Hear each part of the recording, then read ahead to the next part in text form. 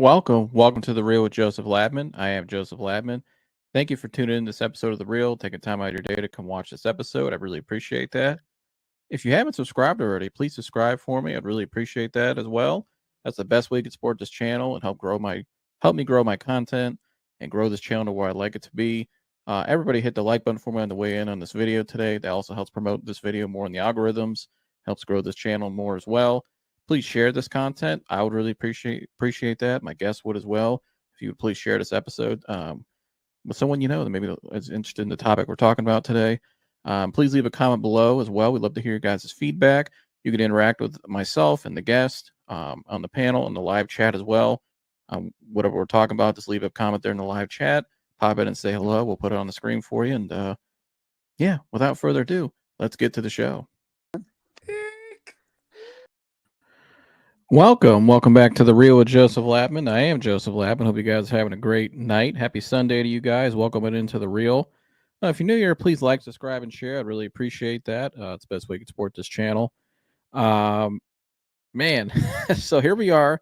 If you watched our live Saturday night, it was completely different part of the tone we're going to be talking tonight. Saturday night, we were loving the picks up until the Dillon Gabriel pick. And number one, nothing against Dillon Gabriel. Dillon Gabriel is actually a really good player, was a great player in college, really nice kid.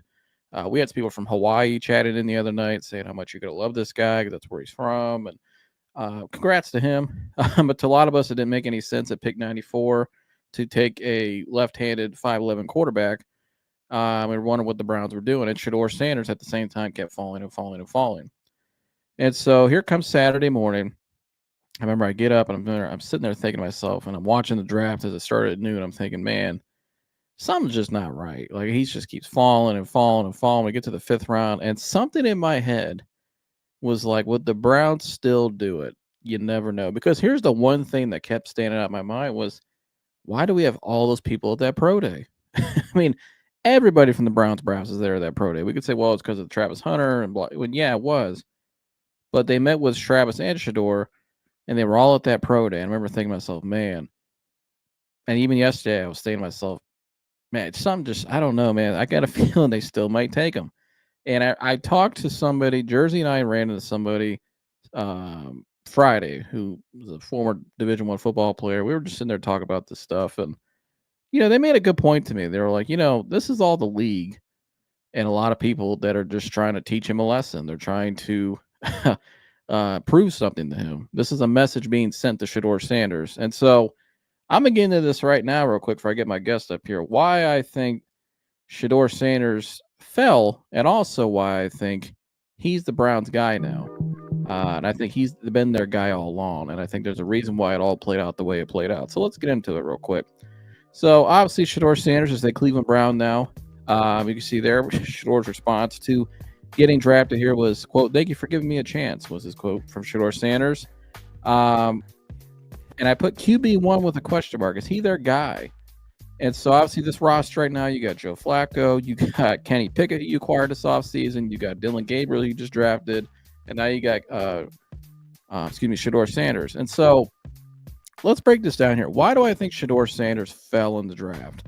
And a lot of the reasons why I think Shedeur Sanders fell in the draft is because I think, like I said, I think the league, I think there was people clearly trying to send a message to him and to his family, and they knew it too. If you watch the Well-Off Media vlogs, Deion was the one that was more upset than any of them.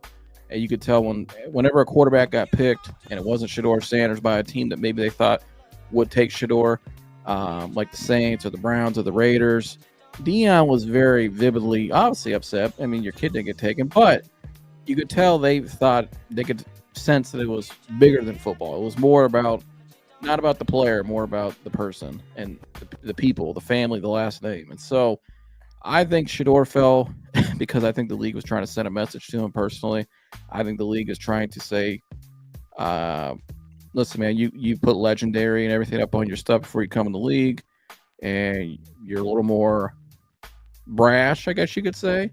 Confident, which I love his confidence. He's a very likable kid when you listen to him speak, and we'll hear some clips here in a minute of his reaction being drafted by the Browns. But I think the league was clearly trying to send a message to him. I think it's pretty obvious. They even thought you could tell they thought it was obvious as well.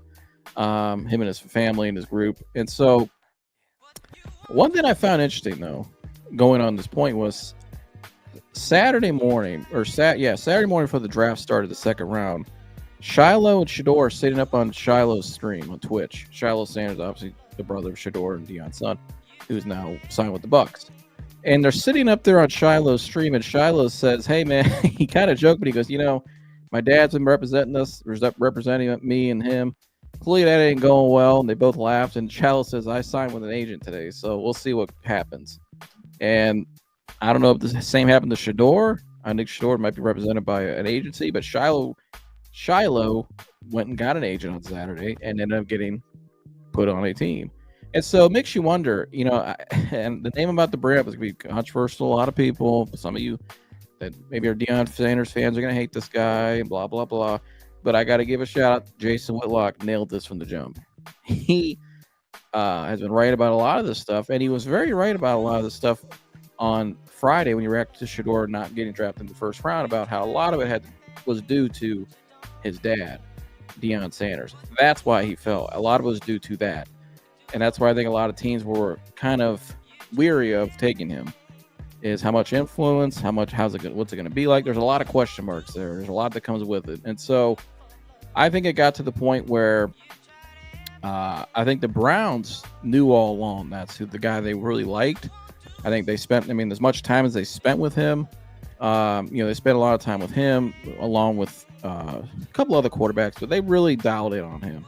And the way they talked about him publicly, they made it pretty apparent that they really liked him a lot. You never heard Dillon Gabriel at all. And so Jimmy Haslam, according to Adam Schefter, Jimmy Haslam spent a lot of time directly with Shedeur and his dad. I think that says a lot. I think the way they just, you look at after he got drafted as well, and now moving on to the point why I think he's been their guy all along. I think, why did they draft Dillon Gabriel ahead of him? We'll may never really know. I think it's more because it was going along with sending that message. I think it was, if you listen to when he got drafted, Andrew Berry said to him on the phone, like, listen, you're going to come in and compete, right? You're going to come in and compete first. You're going to earn your job. Nothing's going to be given to you. But also, then he said at the end of it, let's go prove all the people wrong that passed up on you. So it's kind of like, okay, here's what we expect from you. But then also at the same time, almost kind of saying like, you're our guy. I think he's been their guy all along. I think he's the guy they wanted. I think Dillon Gabriel is I think this was a way of there was a clear message sent, like I said, to Shedeur Sanders and his family. And I think it was more of just you're not in control when you come here. You're not going to call your shots when you get in the organization.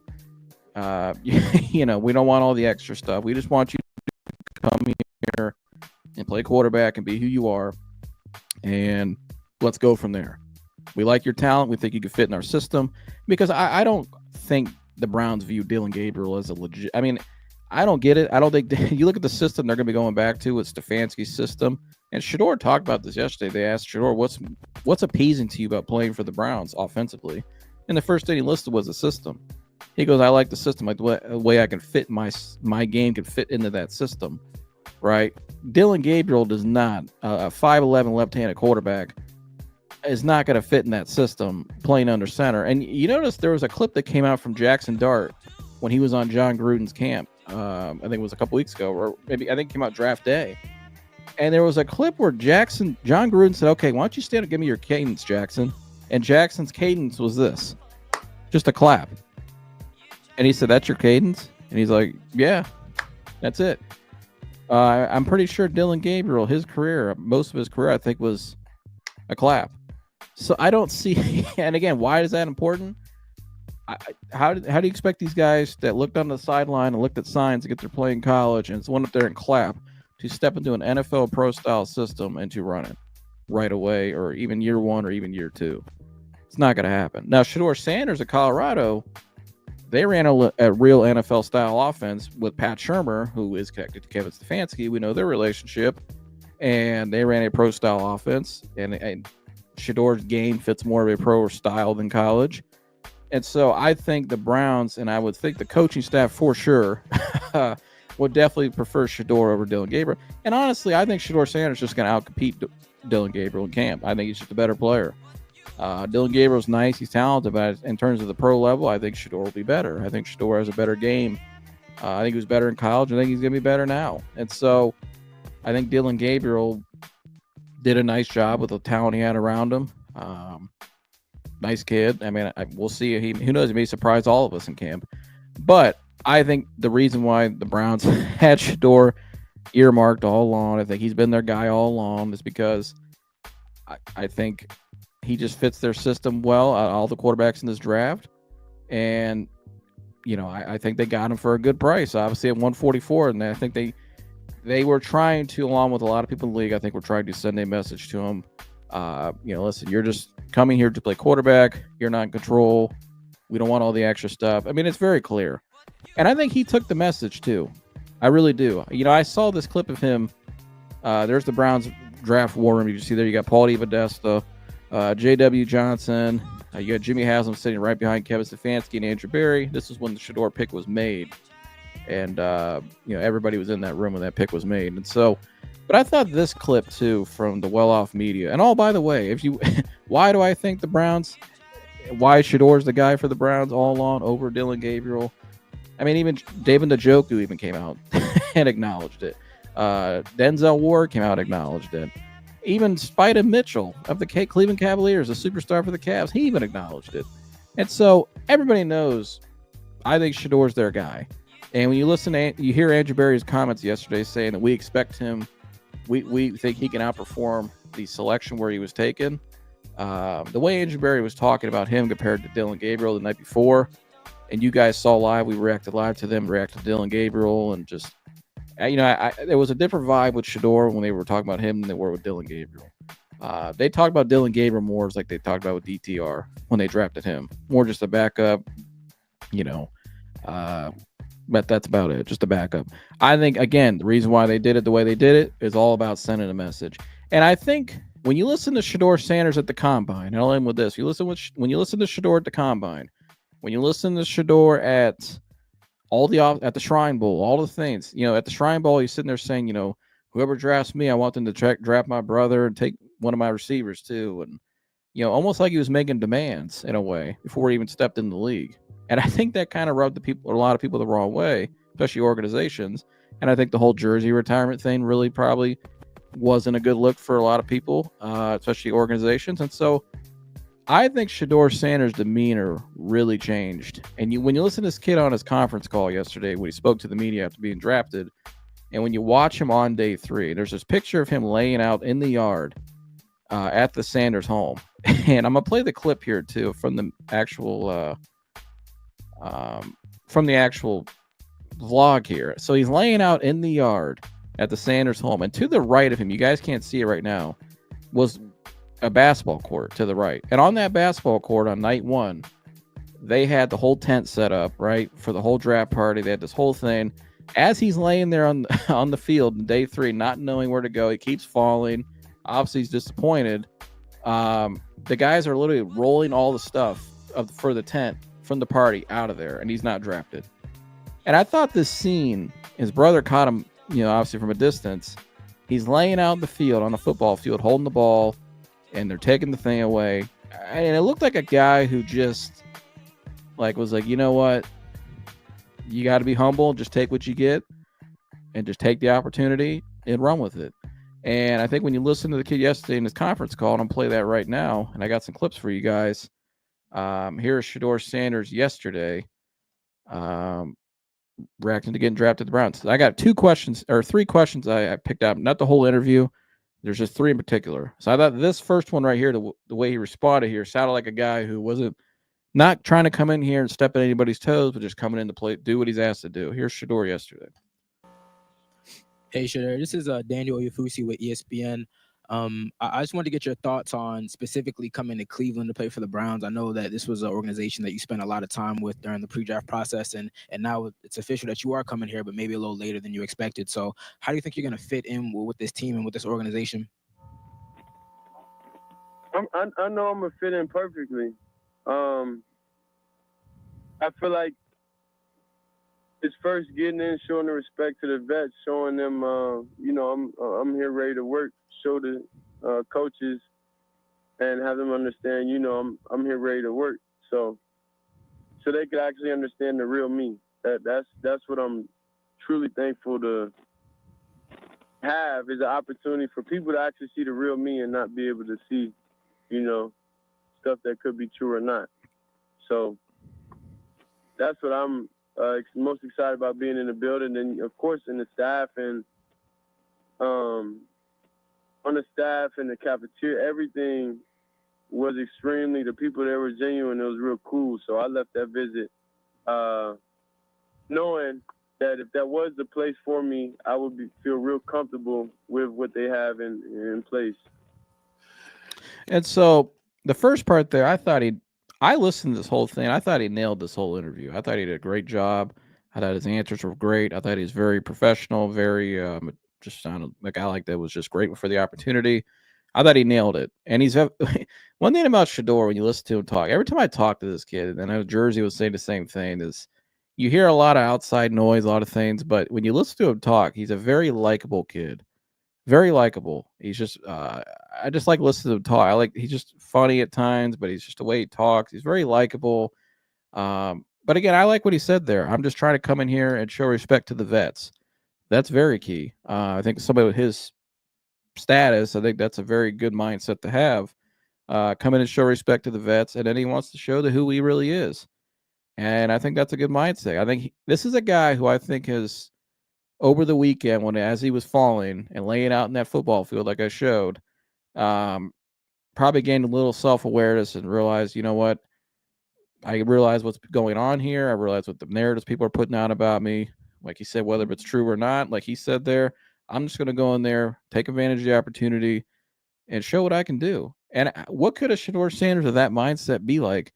And not being coached by his father anymore, with different with different voices in his ear now. You know what I mean? It's the first time he'll be coached not by his dad. I think maybe he could benefit from that and do a lot better. I think maybe it's probably time for him to move on and do his own thing, obviously. So I liked what I heard there from him. And I think it's a guy who, again, his demeanor, the way he's talking, I think is a guy who is, I think realized a lot of things this weekend. I think he went from talking at the Shrine Bowl, like I said, to kind of a little more brash, a little more, kind of making the man, I want you to draft one of my receivers and blah, blah, blah, to now a guy who, I just want the opportunity and I'll just take advantage of the opportunity. I think the way he nailed this conference call yesterday, I thought he did a phenomenal job in it. And so here's some more clips, 2 more questions from this interview that really stood out to me that I liked. Right here. Yeah, this part right here. I thought this is another interesting part from the interview that stood out to me. Hey, Shedeur, congratulations. This is Spencer German, Cleveland Browns on SI. Just throughout how this entire process, you've been pretty open about, some of the comments made about you and different things that have been said. So given how that all went, given how this weekend went, going in the 5th round, like, do you come into the league feeling like you have a lot to prove, even though you try to stay pretty positive and above the negativity? Yeah, of course. It's the main thing. I'm just proving Coach Stefanski and Mr. Berry that they are right. That's it. They're right about picking me. I'm a good decision. I'm a good draft pick for them to be able to come in there and do what I need to do. Shedeur, do you have any regrets about anything in the pre-draft process? Do I have any regrets? I feel like in life, it's always a way I can improve. So it's always in different areas I'm able to improve. And some things that, I could have done at the time that seemed right at the time, I could have went about it a different way. And that was like more during the season and stuff like that. Yeah. Shedeur, Justin Cooper here, ESPN Cleveland. Hey, wanted to ask you what that moment was like between you. And so that's all I got on that one. But again, I liked his answers there personally. I thought he gave some pretty good answers. Just grateful for the opportunity. He wants to prove the Browns right by taking him. I think this is a guy who sounds like He knows he's got to come in here. It's not going to be handed to him. Yes, they like you, and you guys have had interest throughout this whole process with each other, but you got to come here and really earn the job. And I think the Browns have set the room. And I think the reason why they took Gabriel first, I think they're trying to set that standard. Is, no, man, you got to come in and earn this job. We're not just going to hand it to you. You can't just come in here and make demands. This is an NFL franchise. You're in the NFL now. Like, everybody's a pro. Everybody's a hot shot. Most guys, you got stars on your own team, and Myles Garrett, who just signed a massive deal. You think Myles ain't taking nothing from nobody. So you got to come in here and really earn the job. You got to come in here and and he's saying it though. He understands that. And I think the way this all went this weekend, as shitty as it was for him to sit there those 3 days, and obviously getting prank called as well, which sucked. That was terrible. But I think it could be the blessing in disguise for him. I think he could really take it and run with it. And I think he could. And the way he's talking sounds like that. And I like what he said too about just trying to take advantage of the opportunity. I just want to come in here and to show and respect the vets, do what I need to do. And I love that. I think he did a great job in the interview yesterday. I thought he nailed it. I thought his answers were really good. And it's exciting time in Cleveland. I will say that, because there's a lot of interest now. You just don't know what's going to happen. This is a very fascinating story, obviously. And so, I'm really intrigued by this. And before I bring on my guest, I feel like probably should show this now. Since I showed you guys him laying out there in the field, here's the clip and how it all kind of unfolded yesterday. If you haven't seen this yet, and this is from Well Off Media. And so, let's take a look. This is a couple minutes here of when he's laying out in the field, waiting for the call, and then he finally gets the call. The third day.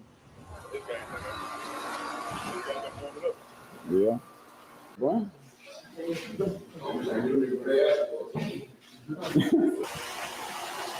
Hello?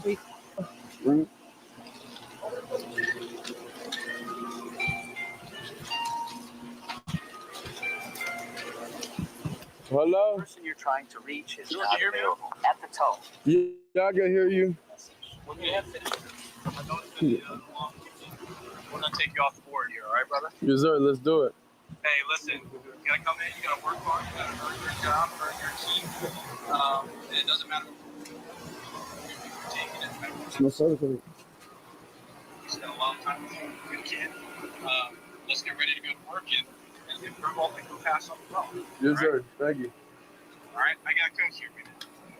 What's up, Coach? Good to see you, man. Yes, sir. I'm excited to see you. Remember I told you the Lord works in mysterious ways, right? No, for sure. It's an opportunity. We're going to get to work together, okay, buddy? Yes, sir. Love. Congratulations. I'm going to pass you on to... I said, thank you. Thank you. Thank you. You know what that means? Thank you. Thank you. Thank What does that mean? Yeah, I get one of those chains, though. Of course. Keep your phone handy, okay? We are going to reach out to you, and this is for some media hits and everything. So keep your phone on you, and then we'll be in touch soon about next steps and everything, okay? Let me say hi to you. All right. For sure. Okay. Is Mr. Berry there? He is. You want to talk to him again? Yeah, I would love to talk to him. Yep. I got you. Woo! It's a beautiful thing. It's a beautiful thing. Love you.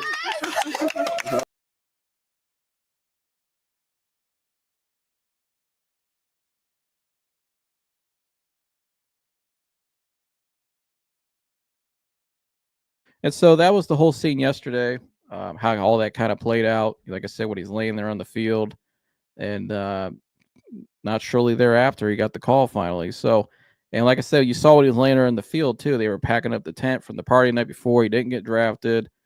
And the way he talked in the conference call too, it just sounded like a kid who he's just grateful for the opportunity now. A lot different tone and demeanor than obviously 2 months ago when he was talking at the Shrine Bowl and stuff and all that, through all that process with the interview there leading up to the draft.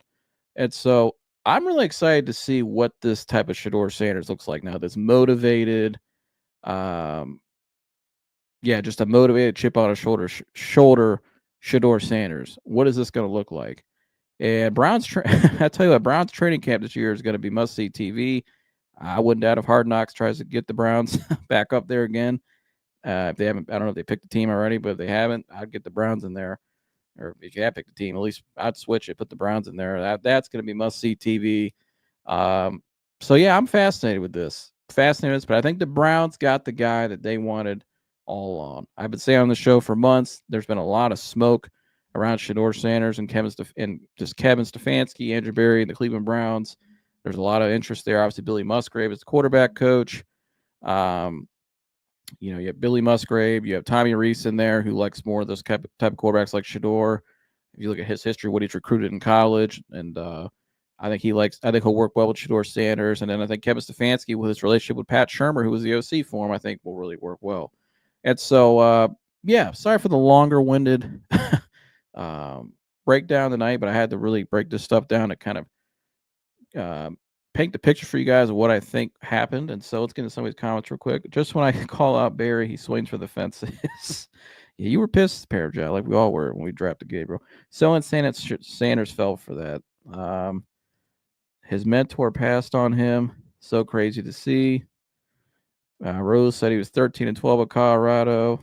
Shedeur went to Tino's 1-11 the year before he came. He wasn't handed a 5-star offensive line, and his platter, like most of his quarter QBs, I gave what he's talking about.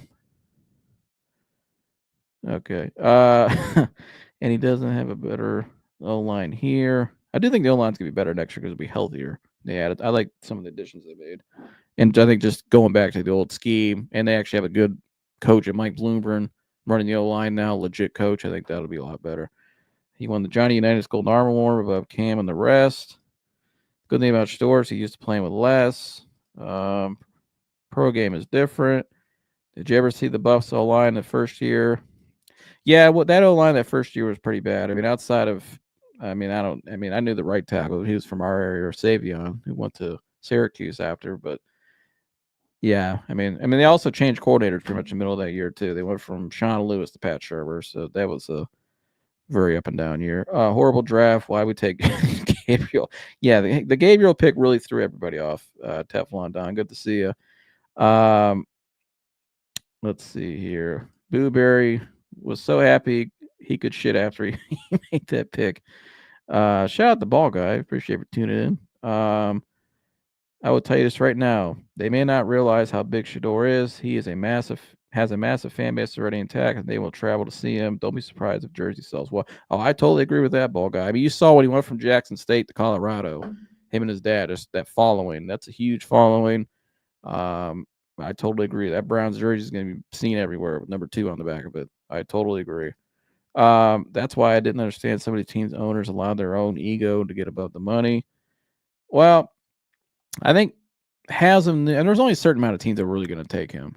I think it came down to the Browns, the Raiders, and maybe the Steelers gave it consideration. And I think there was one other team, maybe the Giants. Although the Giants seemed like they had Dart all along, which I'm not surprised they took Dart because Dart fits more of what Brian Dable likes in terms of his style of play. So I'm not surprised they took Dart. But it was really the Browns or Raiders all along. I mean, that was the 2 teams that met with him, I think, more than anybody. The Giants showed interest, but you just heard the Browns a lot in this process. And I think the Browns just went about it a certain way, which I explained earlier why I think they went about it that way. And I think the league was kind of in on it too. And so here we are now, but he is still a Brown at the end of the day. So yeah, that's all I got from me. Sorry to keep these guys waiting so long. They've been patiently waiting in the back. Joining me now is the man, the myth, the legend, Mike Antonace. Mike, what's happening? Hello, beautiful people. Good evening, Joseph. Good evening. Also joining us, Mike. Jersey's in the house. Jersey, what's happening? And then also joining us. Oh, fourth. Joey DiBiasio. DiBiasio. Morning. Gentlemen, sorry to keep you waiting so long. I had to break a lot down there to kind of prove what I was trying to show the point I was trying to make here. Shout out to B Skrill. Good to see you. I see you on a lot of other shows too in the chat. I'm glad the Browns decided to draft Shedeur The only way to go now is up. I can't think negative. Excuse me. I can't think negative thinking we're going to have another 3-14 season. I'm actually thinking about 9-8, 10-7, hopefully 12-5. Whoa, 12-5. Let's just focus on mini camp first, Beast Girls. But thanks for tuning in. Please like, subscribe, and share if you haven't already as well. It's free. Just tap of the like button. But and a simple tap of the subscribe button. It's free. Mike, you go first. What was your reaction to the Browns selecting Shedeur Sanders, and just reaction to my monologue? And yeah, I mean, here for the value in the 5th round, if you were just talking from a draft perspective, is insane. I mean, even if he wasn't extremely high on someone's board, I mean, there are a lot of execs that kind of agreed he's a late 1st round talent, early 2nd round talent. So the value is insane. And the fact why he fell, it's super weird. I mean, there's a bunch of national media pundits that agree that it was just super odd. I think if anything, why he fell, I would have to agree. Like, I'm not generally a tin hat kind of guy, aluminum foil hat, you know what I mean? But I will say that I think this was more or less he rubbed them the wrong way in the interviews to teach them a lesson. They had him drop. We saw something similar happen to DeJuan Jones a couple years ago. Obviously, it's a little bit of a different situation because Shedeur is a star quarterback, as well as, you know, the prominence of his name. But as far as the pick, as far as the actual person, Shedeur Sanders, I mean, his teammates love him. I think I agree with you. I think he nailed that interview with us. And I don't know if you played the clip, but I think they asked him my favorite part of that interview. They basically were asking him something along the lines of, you know, how are you going to respond? You know, being passed on by all of these other teams, like, you know, how does that make you feel? What have you? And he basically is just saying, you know, well, that doesn't matter what other teams did. I'm only worried about this organization and what this organization is doing. None of the other organizations matter. And, you know, I really loved that. Just like a guy's already bought all the way in. And Ball Guy said something interesting too with the jersey sales. If you quick caveat, and I'll continue my point. If you actually go to the NFL team shop right now, the advertised jersey is the Shedeur Sanders jersey, Browns jersey. So it is already selling very well. And he hasn't even taken a snap. We don't even know if he's starting week 1, but I'm excited. The Dylan Gabriel pick is still a bit of a head scratcher, but I mean, here, I don't blame them for throwing as many darts on the board. Quarterback's most important positions in sports. Want to make sure, you know, you can do as much as you can to try and get the position right. But yeah, I love the pick. I love the value for the pick, and I'm glad he's in orange and brown. I got that clip right here, Mike. Here it is. What you were talking about. Oh, thank you. My second question is, there was a lot of talk throughout the pre-draft process that you were, you know, brash and arrogant, and that you were not interviewing well, and you weren't coming off right in some of those interviews. Do you feel like did any of those things actually happen? And do you think that that is what cost you some draft status? I think what happened was I had a great interview and great process with the Browns, and that's why they was able to pick me. So anything outside the organization is really a non-factor to me now, because this was my focus and this was where my mind is doing everything I can to make the team better. So everything outside of that, the opinions don't really matter. Yeah, so that was the clip right there. Yeah, I love that clip. Just like the opinions of other teams doesn't matter. What matters is what the Browns think, and not the other organizations don't matter. So, and going back to my point, why I think all this happened. I think what Shiloh said yesterday on that live stream about I went and signed an agent today. I know he was kind of joking around, but he was serious. it looked like. So I think that really spoke volumes to me about why he really fell. I think it was not as much about him. I think it was more about his dad, to be honest with you. And I think what people, whether they like him or not, whether his opinion is on his dad, I think that might be why he fell. With his dad so involved, I think teams get a little turned off by that. Jersey, you got anything you want to add? What was your take on all this? And I only say it because my point, because clearly something happened in this process. But go ahead, Jersey. Well, yeah, I mean, a lot happened. I mean, a lot of it was visible to us. I think the worst thing was the retiring of the jersey. Going in those interviews, trying to call the shots. I watched him at the combine. It didn't seem like he was taking it serious, even though he didn't compete in it. But still, though, you're there. The camera's on you. You're talking to teams. I mean, I don't blame him. It's the underlying cause is his dad, and his dad was like that coming into the league. Now his dad obviously had a great career, played baseball at the same time. He could talk to he walked the walk. You know what I mean? And so whether you like Deion or not, you can't deny the fact of what he did on the field. So, right. And he's coaching now.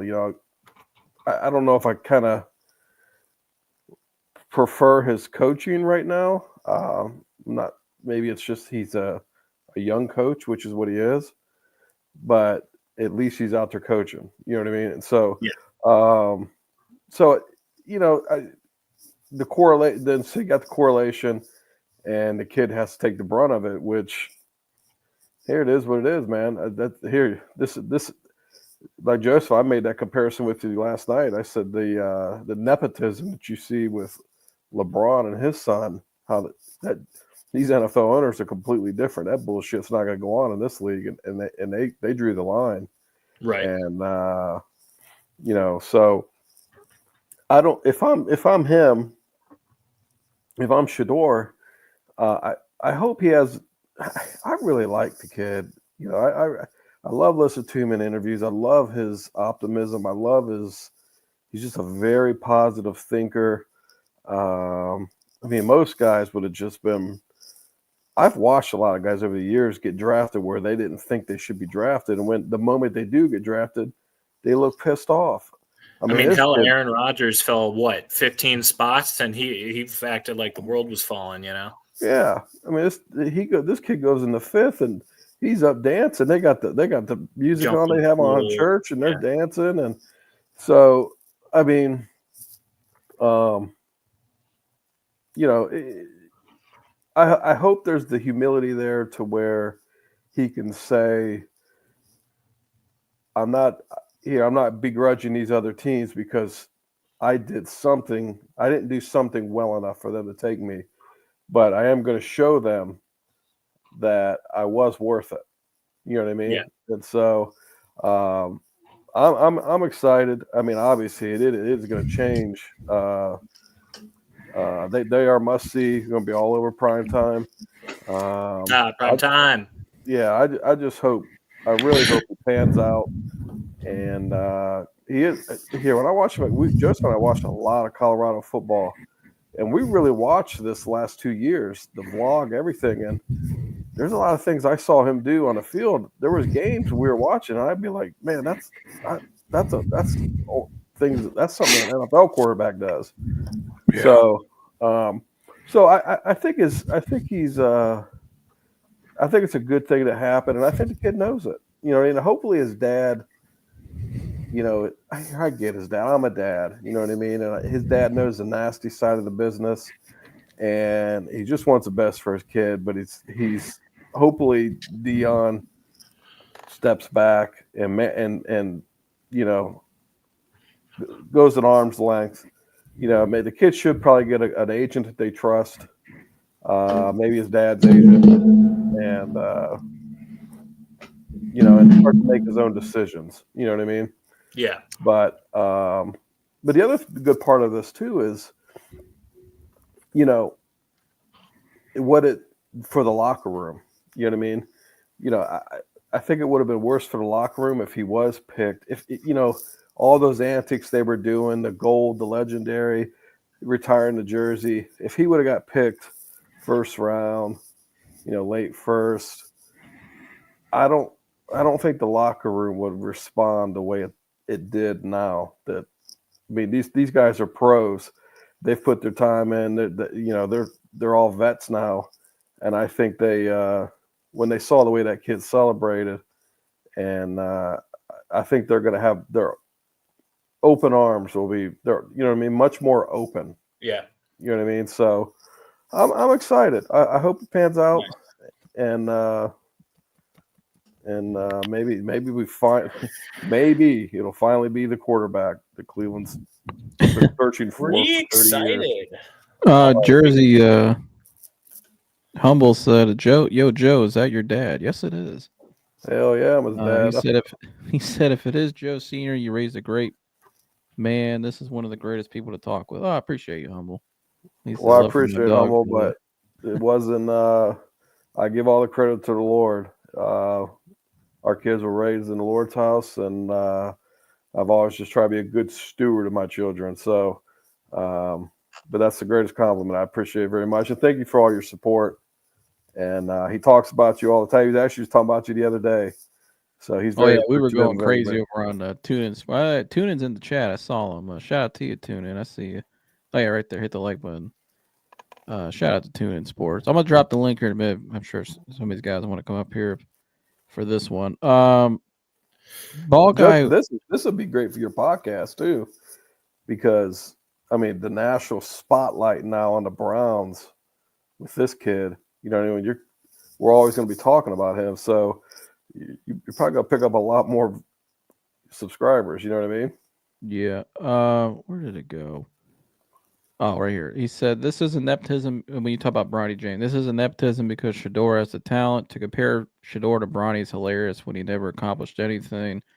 He said, what did Bronny accomplish at USC? Well, I'm not saying this is nepotism. What I'm saying is because Shedeur earned the right on the field to be drafted. What I was saying is the using your name.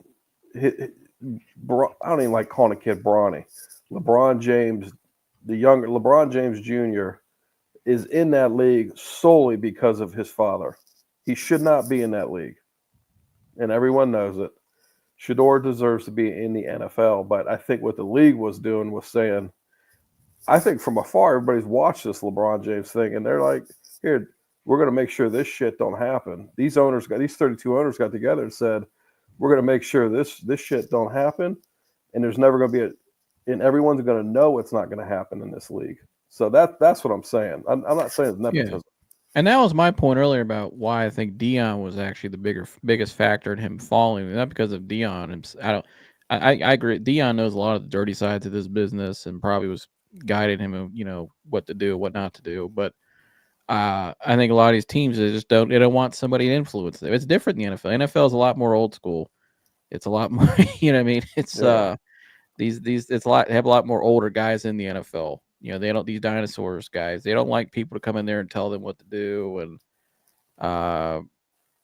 the inmates don't run the asylum. Yeah. I think that's my whole point of what I was saying at the beginning of the show. That was the message they were trying to send to him. And it was very clear. Now, whether it's right or not, that's up to people to decide. I'm just telling you, I think that's what happened here clearly. And I don't see anything wrong with it. I mean, they got the right to do it's their league. I mean, here, just like he got to go into the interviews and be on TV all the time and quote act brash and throw his weight around that he thought he had. They got the right to say, here, we're gonna get together as a league and we're gonna show you. You know what I mean? Yeah. So all these people complaining about and saying it was collusion amongst the owners. Here, nobody hurt the kid. The kid got an opportunity. He's going to be in the NFL. He's drafted. All he has to do is show out. You know what I mean? Well, here, if the collusion was as bad as people are saying or people think, he wouldn't have got drafted at all.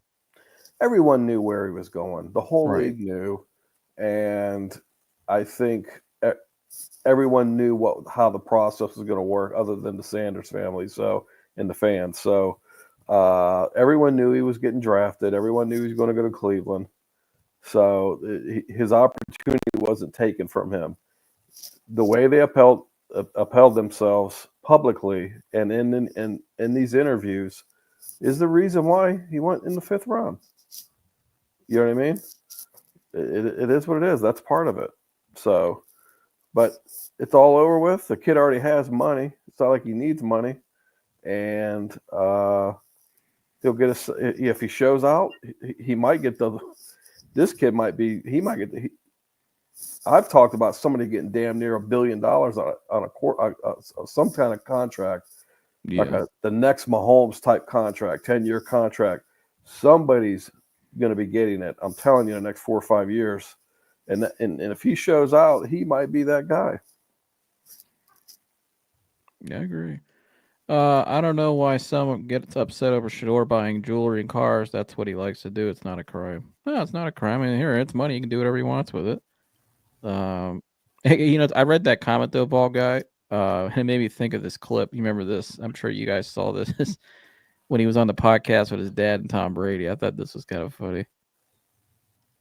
Tom, do you think a college kid needs a phantom, like a roll? I think he needs to get his ass in the film room and spend as much time in there as possible. Thank you, less Tom. time in the car and more time in the film room. Nah, hey, no, it's not a Phantom. It's a Rolls Royce Cousin. Seeing you have one too, Tom. Don't think I seen you. I was just a rental. Hey, I had a few bucks in my pocket at that point. He said that was just a rental. But at one point you made though, Jersey. Well, the more you listen to this kid talk, though, he's very likable, like you said. I think he is a very likable kid, and I mean, the dog pound, we're gonna be behind him. I can tell you. I know how Browns fans are. They're gonna love this kid. It's kind of like when Baker came here. Baker had swagger and a chip on his shoulder, and Cleveland just absolutely loved Baker. I think it's gonna be. I think this kid, the excitement yesterday, and just the way even the teammates reacted. I think people are gonna really, really get behind this kid. Rose said Jersey will sell him a car. Hell yeah, well, it's up to me. I give him a demo. Give him a demo. It'll be my competitors, and I know who they are, the ones that give demos out. So I know the guys that will be giving him a demo. Yeah. He said, Joe Sr., how many games would you like, or excuse me, how many games would you like, and would you like to see Shedeur play for us his rookie year? I'd love for him to play every game. I'd love for him to come out so strong that he plays every game. I mean, is that likely? Probably not. I'd be okay with that. But let's say Flacco started, and then, midway through the season, Shedeur's ready to go. I want to see him out there as quickly as possible.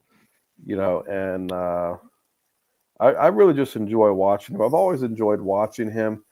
I'm glad he's here, and I really like the kid's personality. I just think he's gonna be great for the team, the locker room. I mean, the kid's just always smiling. You know what I mean? He's very marketable. But he's a dog out there when he plays. I mean, we've watched many games, and he's made his best plays at the end of big games. So I want to see him play every game. You know what I mean?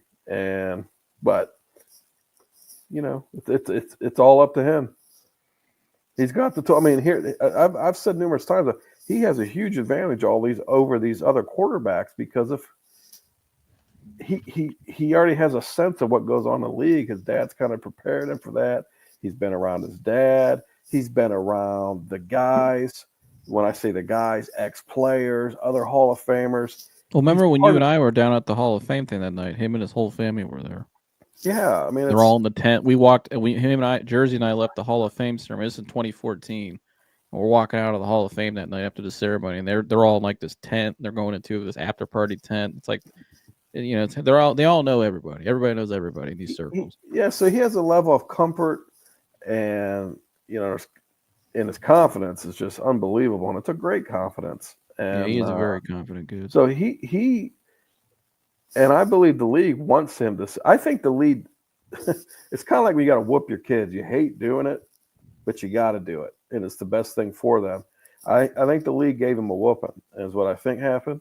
And I'm going to use that analogy. They gave him a whooping because they want him to succeed. They need him to succeed. I mean, if this kid succeeds, good grief. So they're in his corner.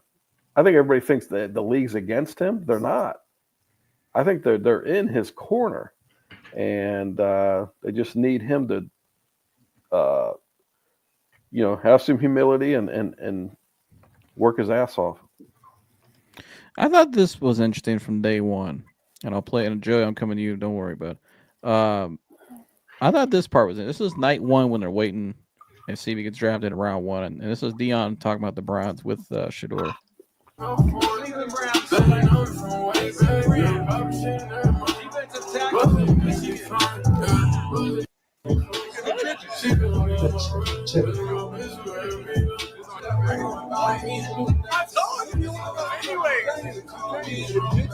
I'm not going to read.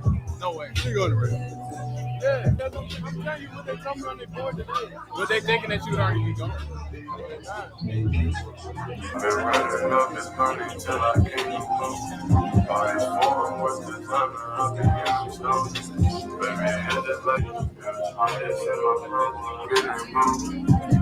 I'm telling you who they got. They got Joe Flacco. Eagle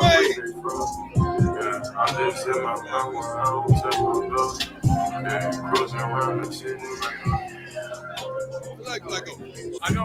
He said, "I like Flacco." It's I thought it was interesting when the Browns they selected Mason Graham, and you could see Mason Graham in the background, like just absolutely mauling defenders or mauling offensive linemen and sacking guys in the backfield and stopping the run. But yeah, he's like Dion's like to build in the trenches, and then he's like, "But I like Flacco," and I think was it Ball Guy? I saw a comment you made about how oh, here it is right here. I don't think he will play because it's a veterans game right now, and he has to learn the ropes. And I think not a better guy to learn the ropes from than Joe Flacco. I mean, Dion likes Flacco. They both have the Baltimore connection, and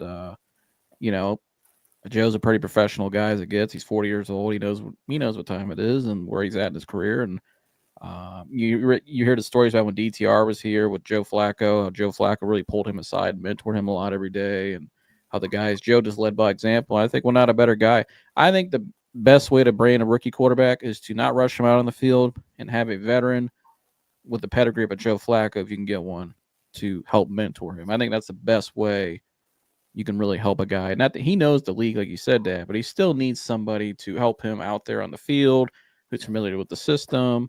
You know, I mean, it's always going to be a plus. So, if you look at what they've done, though, the coaching changes they've made, the promotions they made with Musgraves, and they've bringing Flacco in. I think they've assembled everything they have for him.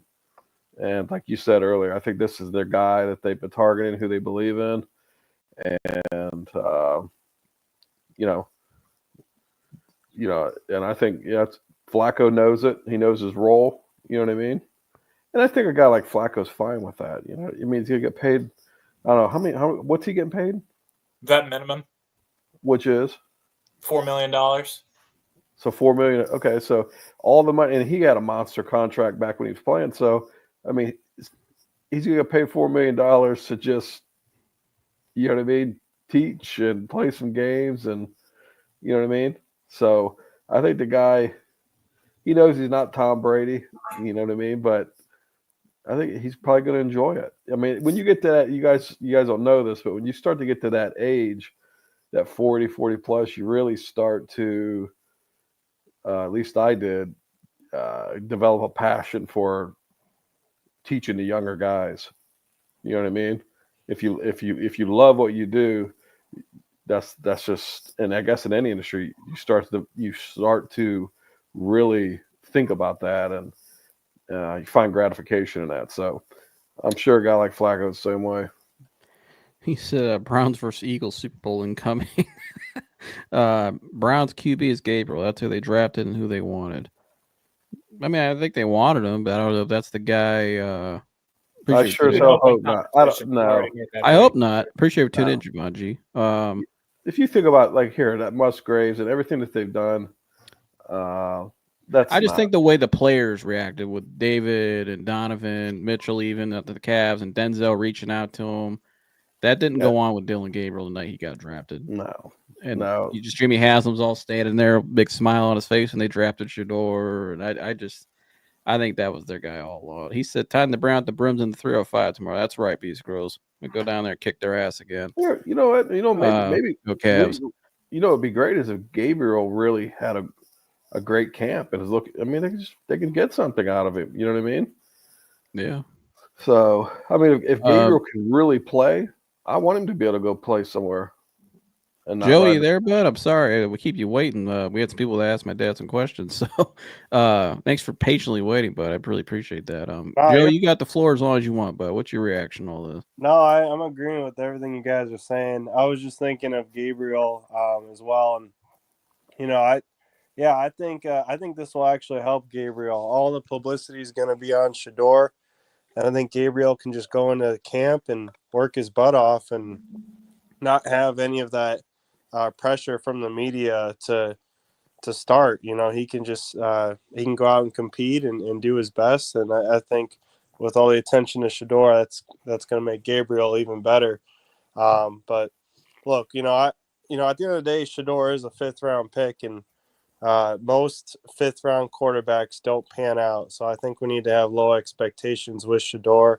Obviously, he was projected in the 1st round, but at the end of the day, he was drafted in the 5th, and most 5th round quarterbacks don't work out. So let's hope he does do well. I think I'd hope Flacco wins the job and starts early on and let these rookies sit. Kenny Pickett, I think, is kind of the odd man out here, but he can still do some things and has won in the NFL. So it's going to be interesting to see. And then, Joseph, how you were saying before, I'd love Hard Knocks to pick up the Browns QB room.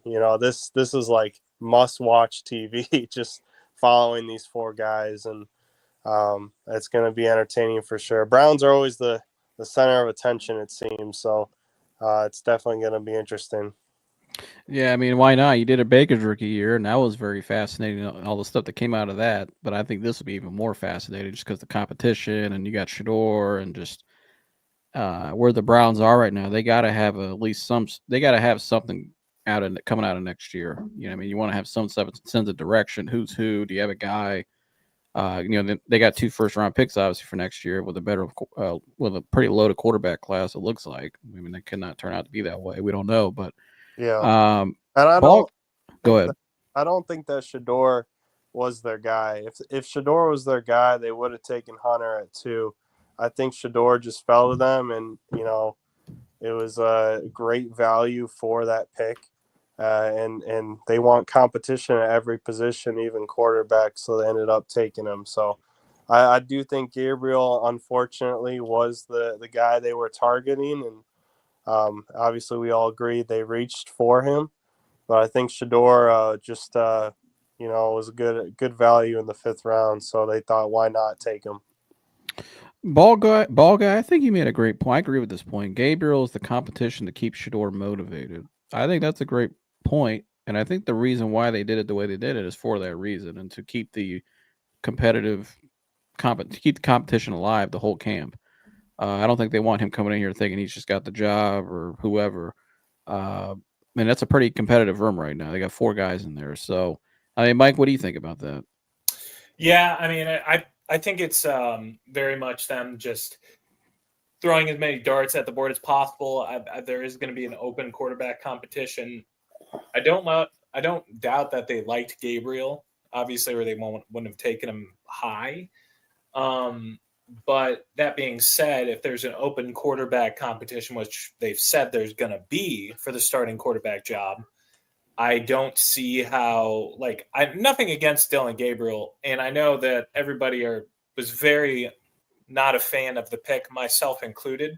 That being said, Dylan Gabriel has talent. Like, he's a talented young man.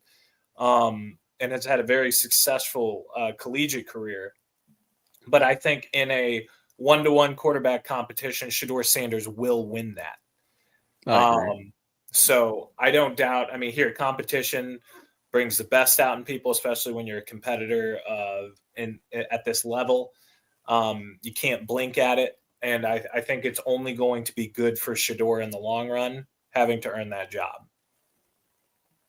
Let me ask you this. If Shedeur conducted himself like Dylan Gabriel or Will Howard, or Tyler Shuck, where would he have been drafted? Probably in the first round. So he is a first-round pick. He has first-round talent. So Dylan Gabriel wasn't the guy, and he's not John. I'm just saying the fifth-round thing that doesn't. Everyone knows he's not a fifth-round talent. Correct. He was drafted in the fifth round to prove a point, and so because I think everyone would agree, if it wasn't for throwing weight around, believing that name is enough, he would have went in the first round. You know what I mean? So I don't really care about that fifth round shit. So it's over with. It's it's time to play ball. So that is their guy. And if the guys that they have in place, that Musgraves, that's Deion's guy. That's a guy they promoted just a few months ago. All the moves that they've made to have the entire organization at his pro day, that's their guy. But they had to do it. And Adam Schefter said he and his dad talked to Jimmy Haslam a lot throughout this whole process. I don't think they talked to Dylan Gabriel as much as they talked to Shedeur Sanders, I would assume. So, yeah, I don't. Let's see here. Team basically said we don't believe in you to Shedeur by drafting Gabriel. If you only draft Shedeur, but in later rounds, that is an earned statement. I mean, yeah, I think they're definitely setting the stage for, like I said earlier, that competitive. They want that competition, right, Mike? We just talked about going into camp. They want to keep that standard, and everybody's got to earn it, and all this and that. But right, I think the guy they're highest on, and the guy they have the highest, like AB said yesterday, we think he can outperform his selection. That's that statement to me pretty much says we think he's better than where he's selected. We think he can be the guy. And Ball Guy pointed out they traded up to get him. Yes, they hop teams to get him. Yeah, and every other team basically said, we don't believe in you. 31 other teams did too, Javon, and then the Browns were the only team to trade up to get him. So, if anything, the Browns were the team that say, hey, we're going to give you a shot. We believe in you. That's why on the call, Andrew Berry was like, let's prove everybody else wrong. Let's do it. Yeah, I don't know. Shedeur is acting like NBA players. It's not the NBA. Kobe and Jordan were the most arrogant players ever. Luka is arrogant and calls a mascot a quote bitch. So I think Shedeur is in the social media. Interesting point. Dan's in the chat. He said, which one of the four can give the best handoff? Run the ball. I agree, Mike. I mean, with the running back room we have now, we go 3 deep at running back. I think I like this running back room now. What do you think about it, Joey? I mean, yeah, I agree. I mean, I think drafting 2 rookie quarterbacks, it's probably looking like we're not going to re-sign Chubb. I mean, if we did re-sign Chubb, he's probably not going to play a whole lot. I like our running back room. We'll see how it pans out, but I think it's always good to. I think we need to go back to the early Stefanski days of establishing the run first, and it looks like we got the guys to do that. Yeah, I think the offensive line will be a lot healthier next year as well, which I think last year they were pretty banged up. They were pretty hurt. Guys were injured. DeJuan Jones didn't come in, and DeJuan Jones didn't come in camp in shape, and that's why he's lost a lot of weight this offseason. He looks a lot better. I mean, the talent's there for him. We knew it. We saw the talent his rookie year. When he was better coached by Bill Callahan and pushed, the kid was pretty good, and I think from having Mike Bloomgren in there now as the offensive line coach, I talked to somebody who knows Mike Bloomgren pretty well, and somebody who sends guys to Mike Bloomgren when he was at Rice, offensive lineman. He develops this guy as many guys. He played in the NFL himself. He said Mike Bloomgren's a kick-ass coach, and he's going to set the standard every day, and he's exactly what they needed. And so this is also somebody who knows the Sanders family pretty well as well. So he likes that in there with him, with Mike Bloomgren running the offensive line now. And so I think with the O-line being healthier, and now you have 3 backs, you got Judkins, who is a lot like baby Kareem Hunt. Reminds me a lot of Kareem Hunt. It's a style of play. Reminds me a lot about Kareem when Kareem came out of Toledo.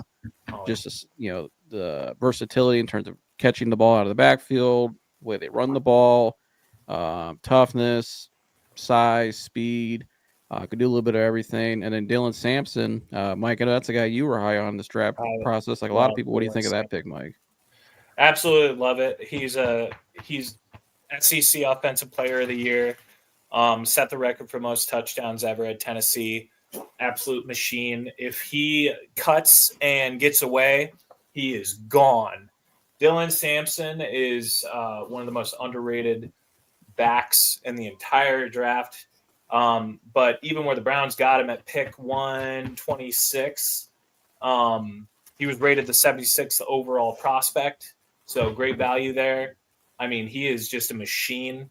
You want to talk about a new 1-2 punch in Cleveland? We got it. Quinshon Judkins and Dylan Sampson. Dylan Sampson is the perfect boomer bust back. He's a guy who can just break off those 40-yard runs at a higher clip than we saw Jerome Ford do. He's also an excellent pass catcher. And even more so, that kid can block. Like, he is an excellent blocker if you need a running back out there to do that. So really excited about the Dylan Sampson pick. Yeah. Even more excited with him being paired with Judkins. Yeah, he said looks like Damian Shedeur never Lillard had just ruptured his Achilles. Oh, that sucks. It did Really? the old grab. Yep, just carried him off the court. Man, I hope he's all right. Yeah, that sucks too. He just got back. Prayers up to him. Shedeur never had a running back or O-line to push the running back. Yeah, they never had a real running game in Colorado. They never had stability in that. They were more of an air raid team. They were. I mean, I don't know how many times they threw a ball a game, but it was a lot because they had to. But last year they had the receiving core. I mean, I think all those top receivers last year they all got drafted. So that was a pretty good receiving core last year in Colorado. He said, at Professional Mike, does Kenny Pickett do it for you? Because he doesn't for me. I think he is a pick 6.5. So believe it or not, Humble, like the reason why I think the Browns picked him up is because Kenny Pickett does in fact not do that a lot. See, Kenny is not going to put up great numbers, but he's accurate and he doesn't throw a lot of picks. That's the biggest allure, which, I mean, if you're a backup quarterback in the league, how do you remain a backup in the league as long as you can? You can run the offense. You don't throw a lot of picks. You will be a backup in the NFL for a long, long time if you can do those two things. I was never a fan of Kenny Pickett. Certainly wasn't at Pittsburgh. Certainly didn't think he was a first-round talent coming out of Pitt. But, I mean, here, as far as backups go, you could do a whole hell of a lot worse than Kenny Pickett. But if I had to pick an odd man out of the 4 quarterbacks right now we have, it would be Kenny Pickett. You know, you have 2 rookie draft picks. You've invested draft capital into those, and then Joe Flacco's already started for your team, is a veteran, knows the offense. You already have a relationship there, so. And you just drafted Gil Gabriel. I mean, yeah, right. Unless he balls out in like camp or something to look good in preseason, maybe you could trade him. I don't know, but yeah. Well, that's what I say. Like, you can't have 4 QBs on the depth chart week 1, right? Like, one of these guys. No, I think it's going to come down to one of the rookies gets traded, which most likely is going to be Dylan Gabriel. I think they're going to keep Shedeur for obvious reasons, and I think it's either be him or it's going to be Kenny Pickett gets traded. I mean, if Sam Howell got traded yesterday because Seattle had 4 quarterbacks, so they just took Jalen Milroe. So, I mean, if Sam Howell can get traded somewhere, I'm sure the team will call for Kenny Pickett to be a backup. Right. I mean, they're Yeah, pretty. I mean, I don't see. They're pretty similar. I mean, I think Kenny Pickett might actually have more starting experience in the NFL. Yeah, I think Pickett's the odd man out, unfortunately, unless he just has a really great camp. In that case, Yeah, which you never know. Move off Flacco, but or if God forbid one of the other quarterbacks gets hurt in camp. Yeah. I don't. Ball guy said enjoyed the conversation. We have to go. Appreciate you, ball guy. Thanks for tuning in. Thank you for we appreciate the dialogue and good conversation. And that's what we'll try to do over here. Yeah, I know some of the stuff we talk about today. There's some people in certain fan bases on the other shows. We talk about these people. They get all upset and it's think it's personal, or they start name calling and all this. We're just up here giving our opinion. It ain't nothing personal. We're not trying to attack anybody or push some agenda or anything. So in Jersey, you know what I'm talking about. Some of these other shows we watch, some of the comments, these people, you talk about their favorite player or person, man, they go absolutely nuts. Like right. It's all personal. We're just giving an opinion. So you can have your opinion, I'll have mine, and we can keep moving. But yeah, he said, wait, Dame got hurt? I didn't see it, Jersey, because I was looking at the screen, but you saw it? Yeah, it's the old patented reach around and grab the bottom of your ankle, like when you rupture the Achilles. So they got up and they just he couldn't put pressure on it. They carried him off the court. It to me, that's what it looked like it had to be. I have TV on mute, so but not here. It's not like they'd know anyways at the moment. But he just fell down and grabbed the back of his ankle. And he really is one of the best to ever do it. It's really a shame that I don't think Dame's ever going to win a championship, because he was, my God, before he started getting that injury bug, he was, I mean, Dame time, was one of the most electric watches, prime Portland Dame. Oh my God. That was so fun to watch in the playoffs. If anybody wants to come up here and you guys want to come up, you come in off camera if you want as well. And just give your Humble if you want to come up, or what's Humble saying? Big love for you guys, man. I'll be honest, smile watching this live, man. Good stuff. Yeah, Humble. If Humble wants to come up here or tune in, you're watching. Anybody wants to come up here real quick and just give your take real quick. We want to hear your guys' reaction to this. So yeah, come on. Please hit the link right now. I would put the call-in line as well. It's down there if you call. I mean, I can hook it up. It's 216-532-5550. You can call that number as well and call into the show and just give your take. But yeah, come hit the link, and links in the chat right here. I'll pin it, and come on up here real quick. You know, be up. You know what, Steph? We just want to hear your guys' take. That's all. We want more people's interaction up here. Call in, give your take, and what do you think about it? And yeah, so please hit the link. But while we wait for people to get in here, if people do come in, we'll go around the horn here. Joey, I'll start with you. What was your favorite draft pick from the Browns, and what would you grade their draft? I mean, that's a tough one.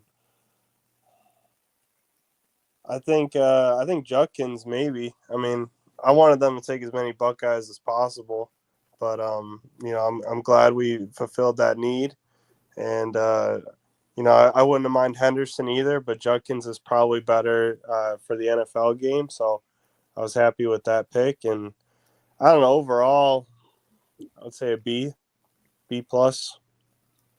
Okay, Jersey. What was your favorite pick, and what would you grade it? I mean, I like Judkins. I like the Mason Graham too, man. I just like the big nasties. I just love trench players. But Judkins is going to be, the only one I really got an issue is the Dylan Gabriel thing. It's just like, my God, if they, I keep going back, if they list him at 5'11", he's not 5'11", he's probably 5'9", and he's left-handed. I just don't understand that, but I would give them, based on the personnel, and I love that cat. I love the Harold. I know, I'd give them, I'm not Joe, probably a B. I mean, right now, so hopefully it pans out to be an A, but a B. Mike? Got that extra pick, that extra first rounder. You know what I mean? So that's part of the reason. Mike? I'd say my favorite pick is well, I mean, the obvious would be Mason Graham, but like I'm gonna go off the cuff. My favorite pick was Carson Schweisinger, 33rd overall pick. This kid, I watched him a lot, watched a ton of tape, watched a lot of all 22 on him. This kid's gonna be a monster, and he's perfect for the Mike linebacker position, and he's perfect in that rotation. God forbid JOK is no longer able to play the game of football, but if he isn't, Carson Schweisinger is an excellent player to fill that role. But he's just got great instincts. He's a sure tackler, which the Browns have always struggled with, especially at the linebacker position. And then he's just a smart football player. He's perfect green dot on that defense. So, and overall grade, I give it a B+. The only thing that's keeping it from being an A is Dylan Gabriel, but otherwise, I'm a huge fan of the draft overall. We just pick great players, and this is usually a front office that values positional value. You know, you'll see them pick DN, corner, receiver, even if you've never even heard of them. This was just a draft where we picked good football players. Yeah, I agree with you guys around the horn. I think my grade would be a B+. I would have it higher if and we got a caller calling in. Give me 1 second. Mike, can you take over for a second? Absolutely. So sorry, I gotta hook this was up. a B+. Yeah, and if I had to give a second favorite pick, it would be Dylan Sampson, because that's my dog, man. I can't wait to watch him play. Like, I know the obvious is Quinshon Judkins. He's going to be our bell cow back. You invested the 36 overall pick in him, but Dylan Sampson's a special kind of player. And I'm sure Jimmy Haslam is just super hyped to have the engine of the Volunteers offense in his building. You know, not only are you getting an excellent running back, you're getting a Volunteer, and not only a Tennessee Volunteer, the best Tennessee Volunteer that they've had for the past couple of years. So Jimmy Haslam's probably freaking like over the moon with that pick. Whoever called, can you please call back? Sorry, I was trying to get this hooked up. Whoever called, just please call back. But no, my point would be, I agree with you. My point was going to be, that I agree. I give it a B+. The only thing that turned me off was the Dylan Gabriel pick. I did not like that pick, but it's easy for me to say my favorite pick was the Harold Fannin, just because I think he's going to be a stud, hometown kid, and I think what he's going to bring as from a tight end standpoint. I think it's going to be really good. I think his yards after the catch. I think his blocking. I think his overall just play as a tight end. He's got an overall game. I think this kid could end up being like a top tight end in the league one day. I think he could be that good. Super athletic, a freak, and so I like him a lot. I'll be honest though. If I had to be honest, my favorite pick was probably the Shedeur pick, just because I liked that they just took a chance. Because if they would have rolled in this with just Dylan Gabriel, then the other two guys, I'm not that excited with that, because I just don't think Dylan Gabriel. Oh, Humble, that was you. Hey, Humble, call back to the show real quick, Humble. Yeah, I got your voice. Hey, Humble, hit the line real quick. Call back. I'm sorry, I got it hooked up now, so just call back in, Humble. But I just I really like the Shedeur Sanders pick, because I think you got that extra first round pick next year and a pretty heavy quarterback draft. I think why not take a swing on it for a fifth rounder? You're like I say, he's a guy I think they've liked all along. If he hits, then you got your guy in the fifth round. So, right. And then next year you have 2 first round picks. So I like that they went back and took the right guy. We all sat up here when they took Dylan Gabriel. We were all kind of like pissed. We were also kind of like, why don't you just take Will Howard? Why don't you just take Shedeur?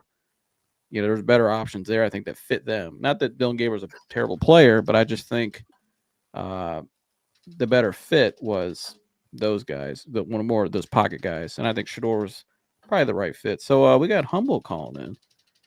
Give me 1 second. Call from Vermilion, Ohio News. Okay. To accept, press. thanks for calling in the real. Who we got? Hey Joe, it's Humble man. Humble, what's up, dude? Big fan of the show. Hey man, I know we were talking about being let down about second pick being traded. Maybe we didn't need a wide receiver. Maybe this is what we needed, a quarterback to stir everything up. You know, that's what we're all talking about, the quarterback. And you know, I'm excited to see what happens, man. I'm a big fan of the show. Just want to call in and get your thoughts on that. That was all. Appreciate you for calling in, Humble. yeah. Yeah, I think the reason why they didn't take Travis Hunter at 2, I think there's a couple of reasons. I think they didn't want to bring both of those guys here because they may not rush Shedeur out in the field early. And I think if Travis comes here and his boy's not starting, could it be something? Could it created something, Mike? I don't know, possibly. I don't think I'm not saying it would have, but Right. I just think they saw that first round pick next year too. And I think they saw the need at the interior of the defensive line still.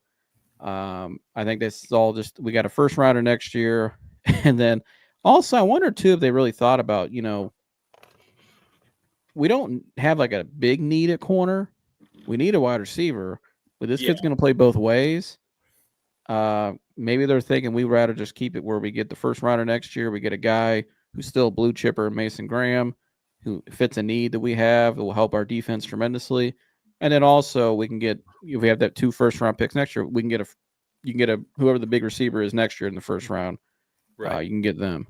So yeah, and the other thing too that I'd like to add to your point and point out is there really weren't a lot of like true number ones in this class. I mean, Tet McMillan, sure, but also he was still a little unproven. You had a bunch of guys that could be number one wide receivers, but not a lot of like, oh yeah, it wasn't a deep receiver class like we usually have had. And yeah, like Humble was saying, like I really think it was quarterback centric because you want to get that.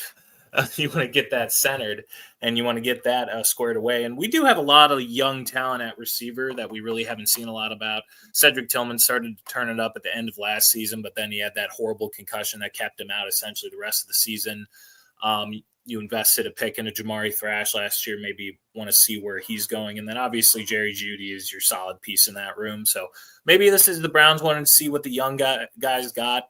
There's still a lot of vets out there too, Humble, that we could look at. There's a Keenan Allen, there's Nelson Aguilar. I mean, not huge names. They're older receivers. Parent put that in the chat.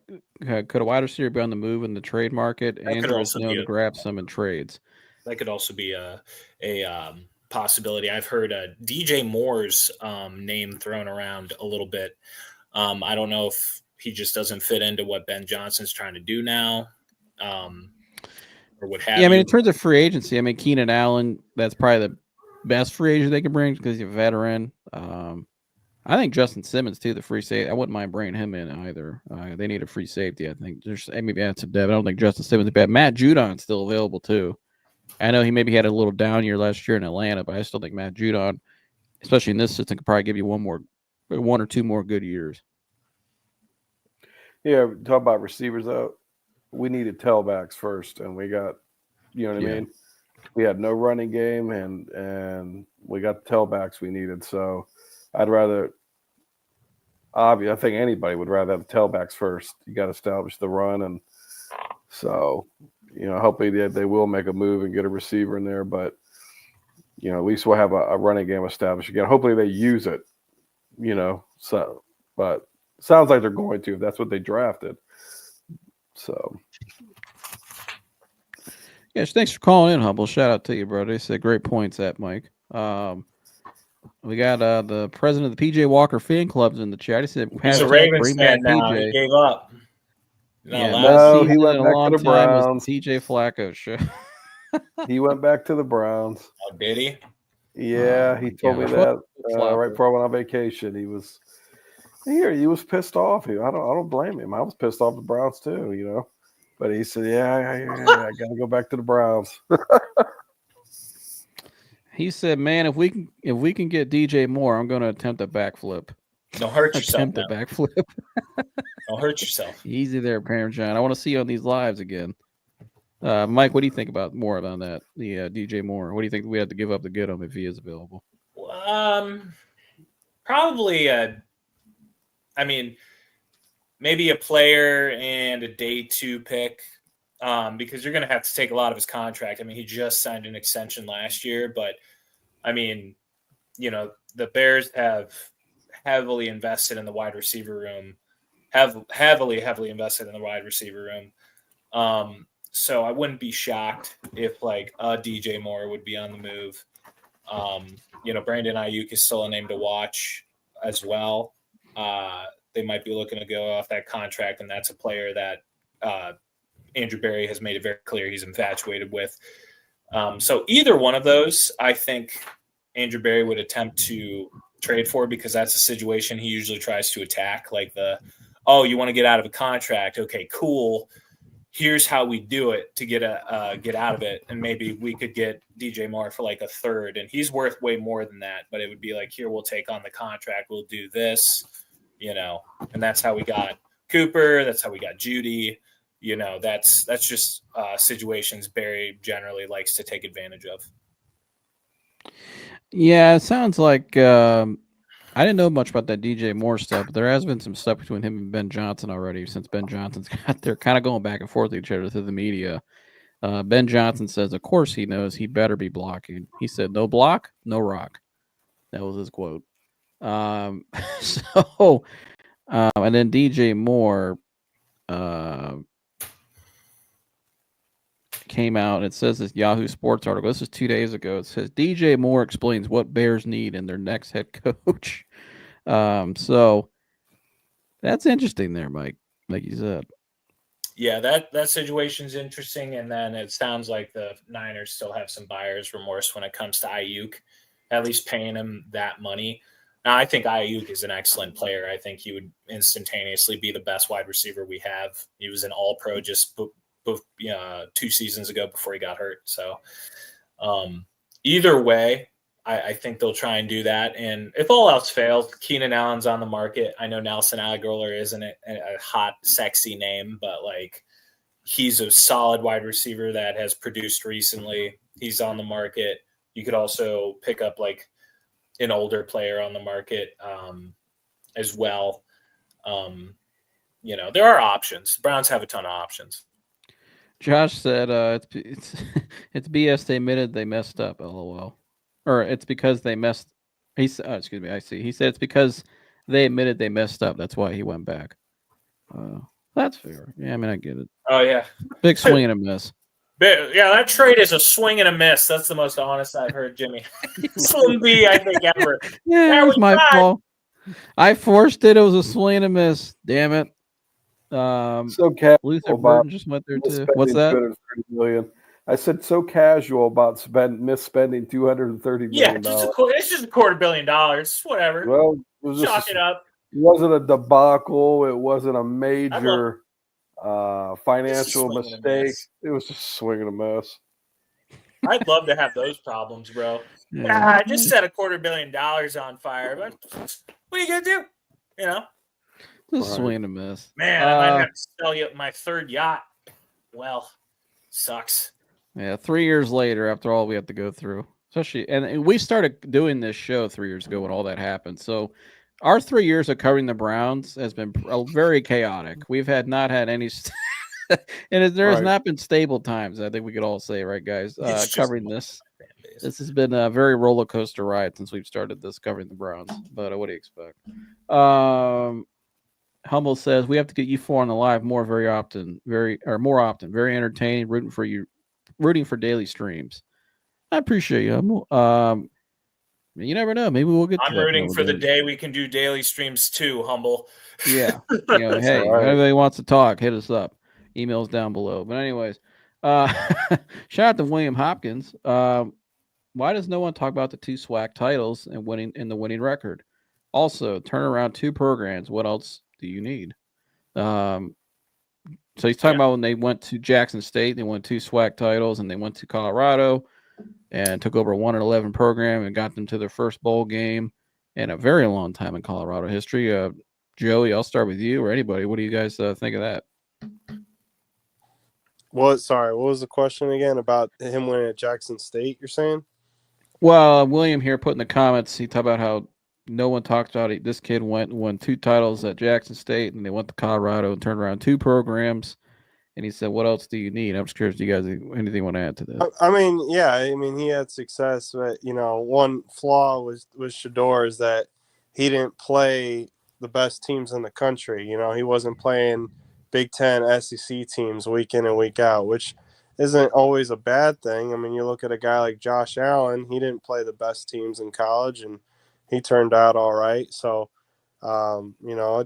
I think Shedeur will be okay. He just needs to put his head down and go to work, and I think it will work itself out. Jersey? I don't think it's relevant. I mean, Will Howard won a national title at Ohio State. Does that mean he's going to be an excellent pro? No. So, I think what he's saying more is, can this kid come in and actually change the culture like he did everywhere else? Well, yeah, absolutely. I think he does do that just by who he is. That's kind of what the Browns have been looking for, is stability. That's what I was talking about earlier. It's just his demeanor, his energy, his enthusiasm. I mean, that shit. I haven't seen many guys like him. And his confidence too. Yeah, he just doesn't get rattled. He's just a very happy guy, and that becomes contagious. And the one thing, and he's what I love about him is it's almost like listening to a 14-year-old or a 16-year-old. We were watching that vlog. He's like you said, he's constantly got a football in his hand. When he got pranked. By the way, I was going to bring that up here. Yeah, go ahead. Yeah, did you see who that was? It came out who it was. The one prank. Yeah, it was the Falcons DC son. He put out an apology. I'm not going to say his name, but yeah. But when they did that, when they pranked him, and he was just kind of stunned. He goes and he sits next to his dad, and they're watching a draft, and he's just like, "Hey, where's that football? Give me that football." And right here, I got it right here.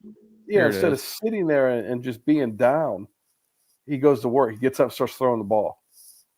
I got it right here. I was actually going to play that tonight because I thought that was pretty cool. This kid, it's like there's a reason why I showed that picture of him laying out on the field before he got the call when they're packing up the tent from the party and he's just laying out on that football field.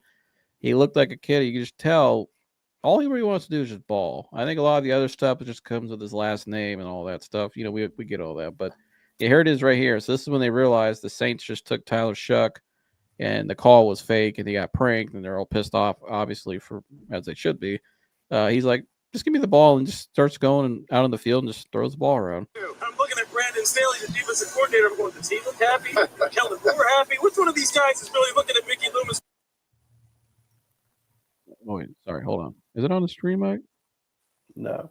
Oh, sorry about that, guys. I hit the wrong button. Okay, there we go.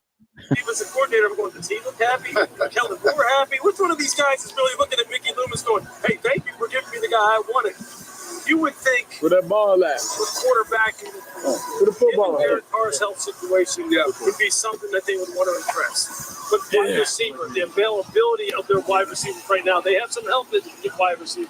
But that'd be a position that they say, they're going to be able to take care of Kellen Moore. You're going to have his fingerprints all over the Who'd they get? They didn't say yet. Sure. They finished with you. What's up, Green Bay? Nobody got told yet. All right. With the 40th pick in the 2025 NFL Draft, the New Orleans Saints select Tyler Shuck, quarterback. Switch it up. Quarterback. There it is. Wow. One of the most intriguing prospects. Wow. He'll be 26 years old in September. He played parts of 7 seasons in college. Look at the reaction. You got the phone, but who got that number? From the dog. They look at who numbered it. In Texas Tech, the huge year at Louisville. Lewis, you have. It's not good. Man, that's the craziest shit out of it. Can you look up the GM name?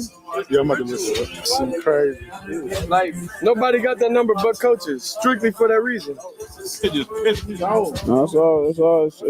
No, but the thing is, it's supposed to happen. but the thing is, why get mad? Because they want you to have a certain type of reaction to it. They want you to feel show. You know what I mean? They want you to feel bad. They want you to feel all that. But I ain't tripping. You said nobody got. He said, "I ain't tripping," and he just starts throwing the ball. I love that. I absolutely loved that when I saw that. And he was even like, "Why get mad?" You know, he was like, "No big deal." Yeah, his optimism, his confidence in himself is very. It shows a lot that you could tell, and I like the way too, because you could tell they thought it was actually real. They thought the GM called him and actually said that hey, you got to wait a little longer. And even in that mindset, thinking that they was the GM, he still didn't give a shit. Hey, where that ball at? It's just, you know what? Screw, I'm gonna start getting some reps in. Why not just throw the ball around and just give me a shot? I mean, you could tell this kid just loves to play ball. Yeah, right. That's the whole point. Is and like in his that's his go-to. conference, yeah, and how you know that is when his conference call yesterday with the media, all his analogies about this whole process were football related.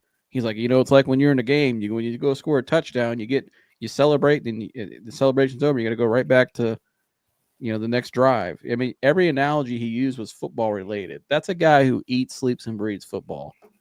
You know what I mean? That's all he thinks about is the game. And to sit there after that happens and goes, "Where's that ball at?" I mean, a lot of guys would have been irate. They might have fucking punched that tablet and threw it across the. You know what I mean? Like, hey, where's the ball at? And like you said, Mike, what do you say? Why even get upset about? Yeah. Yeah. I know, George, that really stood out to you. Why did that stand out to you? Because it's just what you said. It's just that's somebody that just obsesses about football. That's his. When you go to that, whatever you go to in when you're feeling down or you're feeling, you know what I mean? Yeah. That's that's usually going to be what you're best at. You know what I mean? Whatever's your go-to thing, and most guys would have just got up and walked in that pool house and got off camera, and his dad, you could see it. Dion. I mean, Dion was the one that was the most rattled through all this. Yeah, he was just. You talk about an ego being just absolutely annihilated. You know what I mean? Because I know this as a father. Your ego can really swell up when it's your kid and your kids. Like I remember the first time you hit your first home run. You remember that? I mean, my head was so. I mean, it was just unbelievable, man. Just a feeling. I feel like I could actually like a truck could hit me and just would bounce off of me. Like I felt like I was invincible. You know what I mean? Like I could do anything. It's just as a father, that's how you feel. And then, when you see it going the opposite way, and you it's because of you, that's a very hard thing to swallow. You know what I mean? So Dion knows why it's happening, and he knows it's not his kid's fault. He knows it's primarily his fault. So, and that's why Shiloh went out and got his own agent the next day. Yeah. So what's the kid do? Give me that ball. Give me that ball. And this is why this is my favorite pick, because I want to see what this kid can do away from his he loves his dad. His dad was a great father, helping him get to where he's at now. I'm sure we all know that. I want to see this kid in a different environment with this coaching staff here, and a fresh opportunity, the way it happened, chip on his shoulder, and how much he loves the game, it appears. I want to see what this can look like here. That's why, to me, I like. That's why it's my favorite pick. Joe, you got anything you want to add to that? But I don't know if you saw that yesterday. I thought he got pranked, and where's the ball at? What did you think about that? Yeah, I thought he handled himself pretty well in that situation. I mean, I don't really got much to add to it, but he seems like he's pretty composed, pretty laid back, but also has a passion for football. So those are intangibles that can bode well for a good quarterback. And like I said, we'll see how it pans out. I have low expectations for him, but I'm happy he's on our team, and we'll see how it goes. William said, "Why did I think he's asking you, Jersey? Why his dad have to step back? Did they ask Archie Manning to step back?" Well, Archie Manning, I didn't say he had to step back. It's not for me to say it, but Archie Manning also,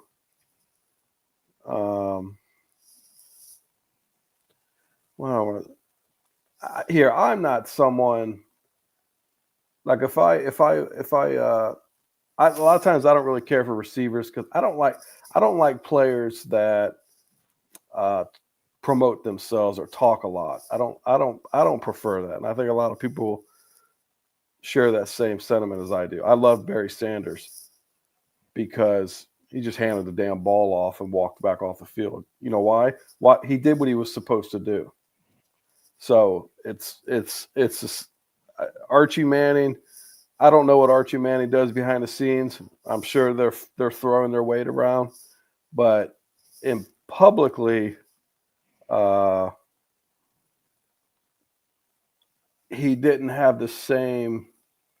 He didn't uphold himself the same as what Dion would do. Dion talked a lot of shit. Here, and Dion wasn't the best tackler. You know what I mean? I don't even know if Dion is someone that calls himself the best at what he does, at what he did. I don't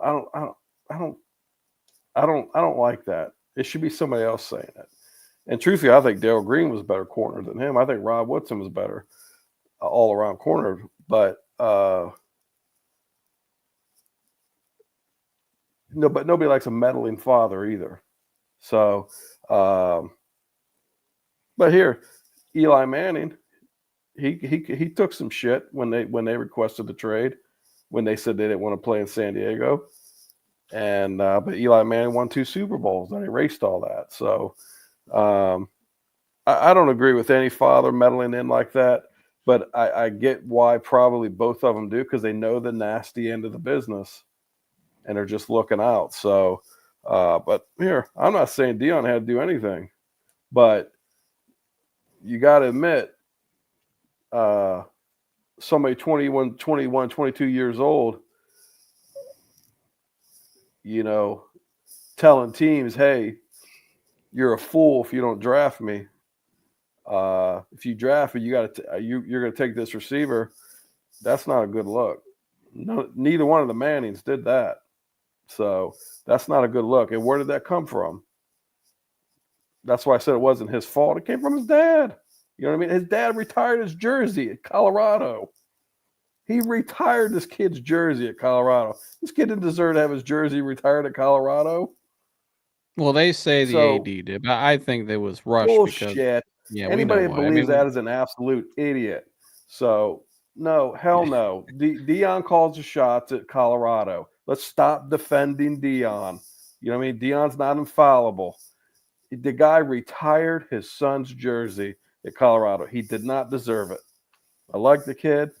He had a good career there, but he did not deserve to have his jersey retired.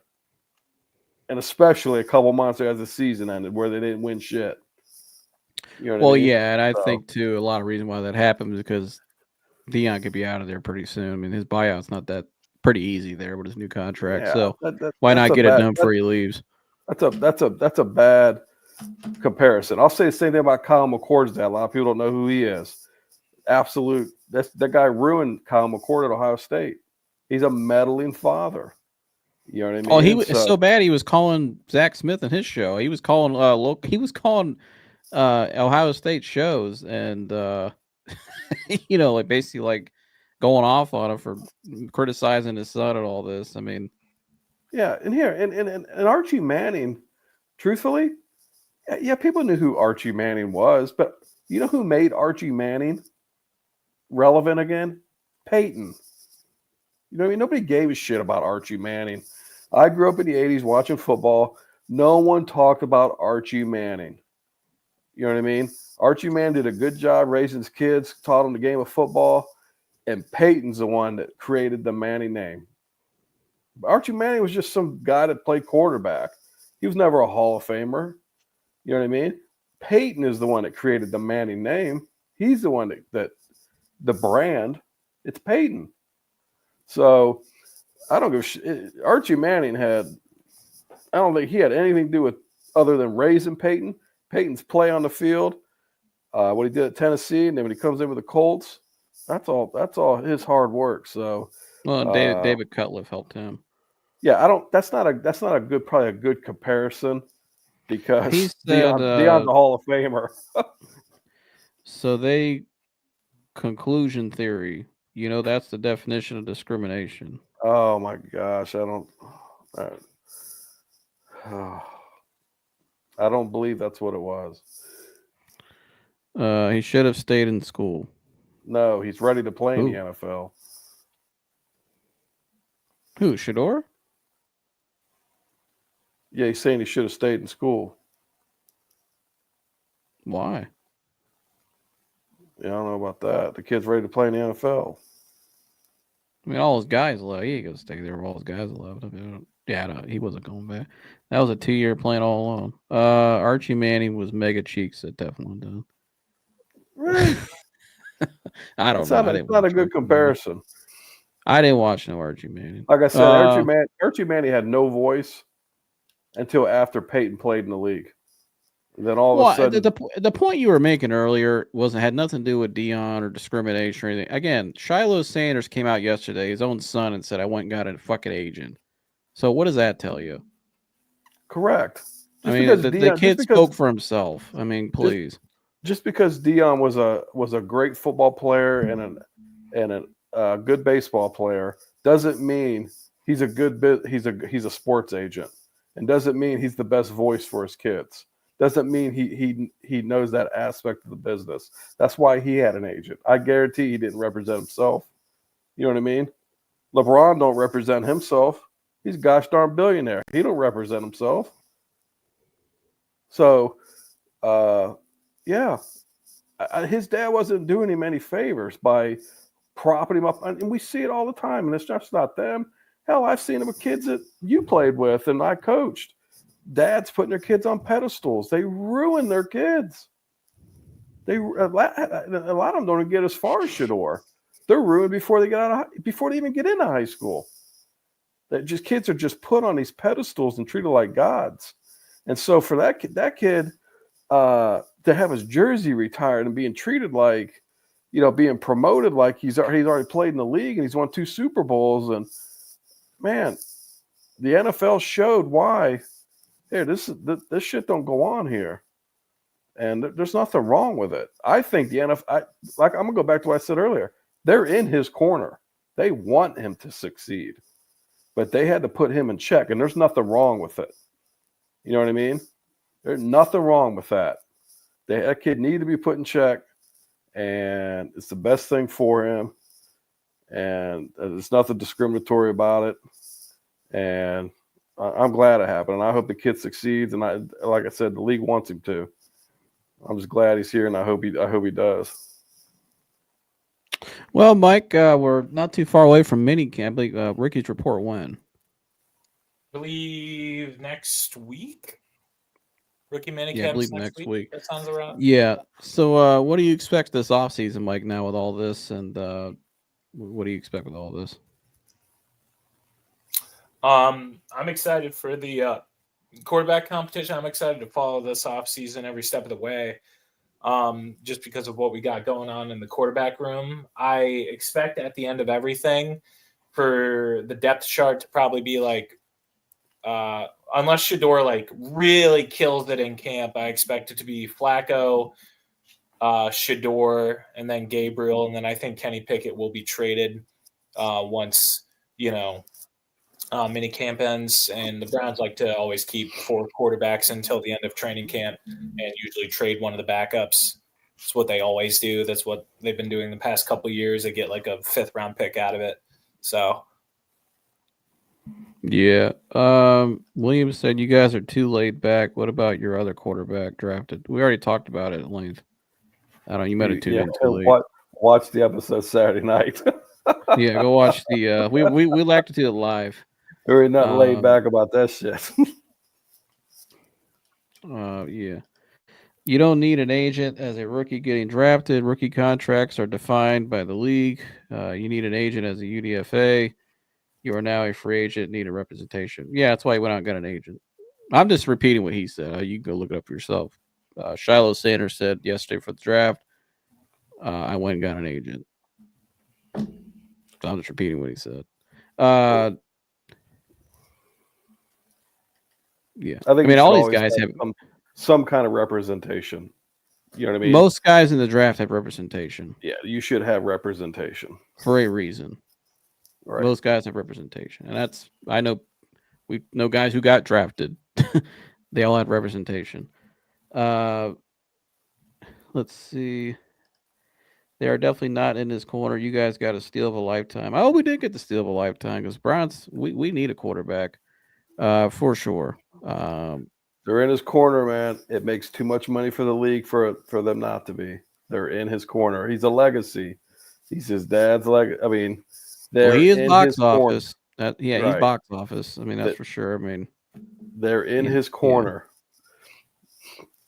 Mike, you want anything to add to that, or Joey? No, I mean, that was very well said. I think I'm starting to like Gabriel a little bit more. Why? I think all this Shedeur talk is just going to be the talk of the town.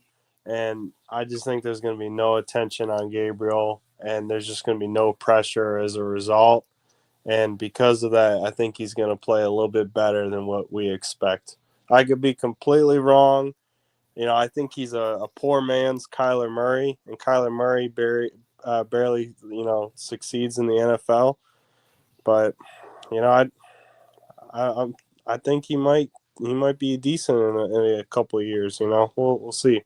Why he's the problem though is he's 5'9", 5'10". He's left-handed. That's the issue. I'm sure he's got great work ethic and he's got talent, but I just don't see that happening translating in the NFL. So what's that? I don't either. I still think he's probably not gonna have a decent career, but I just think all this attention to Shedeur is gonna give a little bit better chance for Gabriel to succeed, at least with Cleveland. There Yeah. definitely won't be any I mean, he will. I get what you're saying. There are going to be zero eyes on him, so he's not going to feel any pressure. Now, let's just say he has to go play in a game, though. What's he going to do when he's under that pressure? You know what I mean? So, either way, my whole thing with Dylan Gabriel is I just don't think he's adequate size to play quarterback in the NFL. At any given moment, he'd be the shortest guy in the field. So that's my whole issue with him. It's not. Obviously I don't know the kid. He's obviously pretty talented, but it's like putting if we go by that theory, hell, we might as well just put a 6'1" guy at left tackle. You know what I mean? There's a reason why left tackles are 6'5", 6'8", and because it matters. And he's left-handed. Yeah, he's like I say. So I don't get it with that one. I don't know. My theory is Nike. Obviously, Oregon is Nike, and I don't know. Is Nike going to put a store in the new stadium? And this is all about recruiting. Here, this is what happens when you go to Oregon. You get drafted. I don't know. That whole thing just left me bewildered. Like, what in the hell? Yeah, I didn't get that at all. So there's got to be something else to it. What are agents negotiating for a draft pick? Well, agents help the person getting drafted through the whole process, advocating for their best interest, negotiating contracts with endorsements. They also help assist and help them understand, the draft process and managing endorsements and providing overall career guidance. I mean, that's what the agents are for. They help throughout the whole process. And again, I know that from guys I know that who were drafted, and they all got agents. They all had people to help them through the process because they didn't know they could get screwed around if they don't. I'm gonna use one example. Tristan Thompson's bum ass getting paid what he got paid. Why? Because of Rich Paul. All these guys that got paid. No, but he's talking about the draft process. How does an agent No, I help in know. the draft process? I know That's what that, he's but I'm like, saying not representation matters when you get into this business. Because you talk about the average kid. The average kid's not Shedeur Sanders. This kid, I mean, hell, you got the one kid, his mom just died. He's got to be scared to death. So he should just go in no representation. You know what I mean? Yeah. Hell yeah, you got to have somebody. The tough thing is finding somebody you can trust, but you got to have representation. You have to. You'll get He said, I destroyed by can't these teams. agree. I can't agree with that logic because there's been short quarterbacks that have had success in the NFL. It doesn't matter if he's left-handed. Michael Vick, you guys are overthinking it. Well, Michael Vick had elite skill set and talent. And Michael Vick, I think, Yeah. was taller than 5'11". Yeah, like There's right zero here. comparison.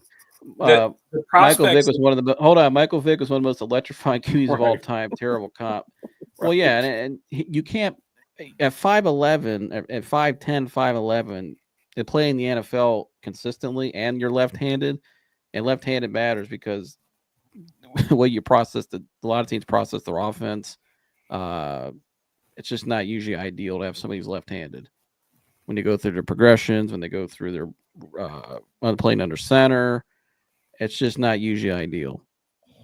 You know what I think is going to happen with Dylan Gabriel? He is going to be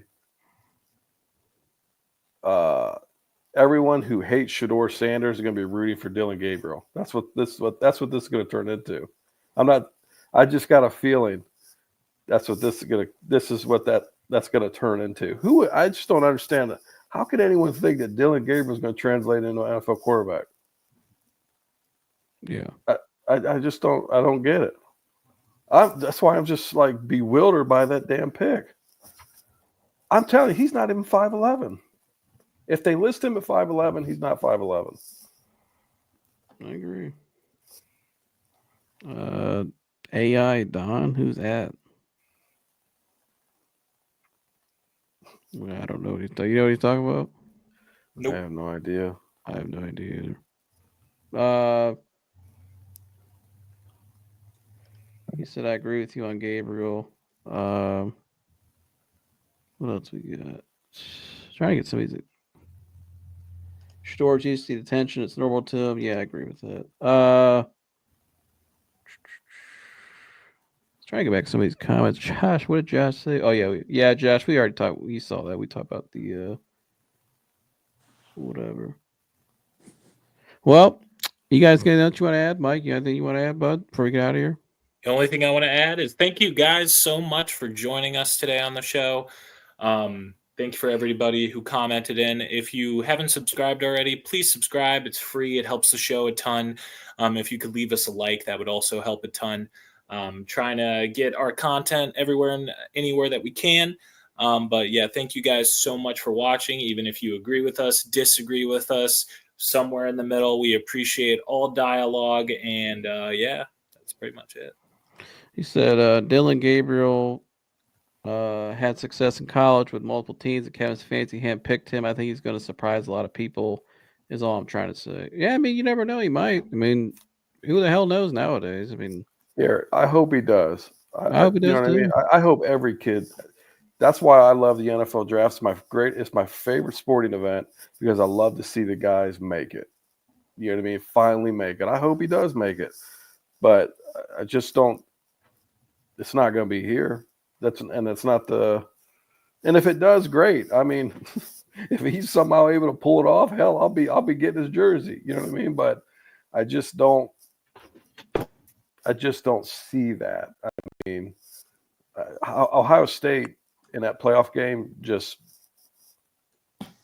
I mean, with ease, shut that dude down. So I mean,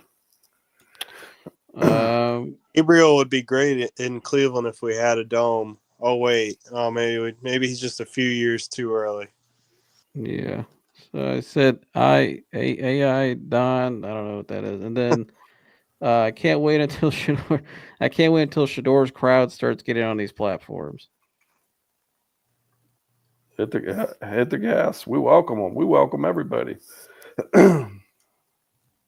I don't think you guys understand Shedeur's following. Culture rate's insane. Well, William, I really actually do follow that. I know people that were at Colorado with him, by the way, and I'm pretty familiar with that following a lot. Trust me, I understand it a lot. I'm on other. I watch other shows. I've been on other shows that talk Well, about here, the same things. I know. I understand that following a lot. and you and I have watched almost every Colorado game, and we've watched the vlog closely for 2 years. So I mean, we people, I know what it is, but that's one of the things that's appealing about him. It makes more money for the Browns. It makes more money for the league. That's why the league wants him to succeed.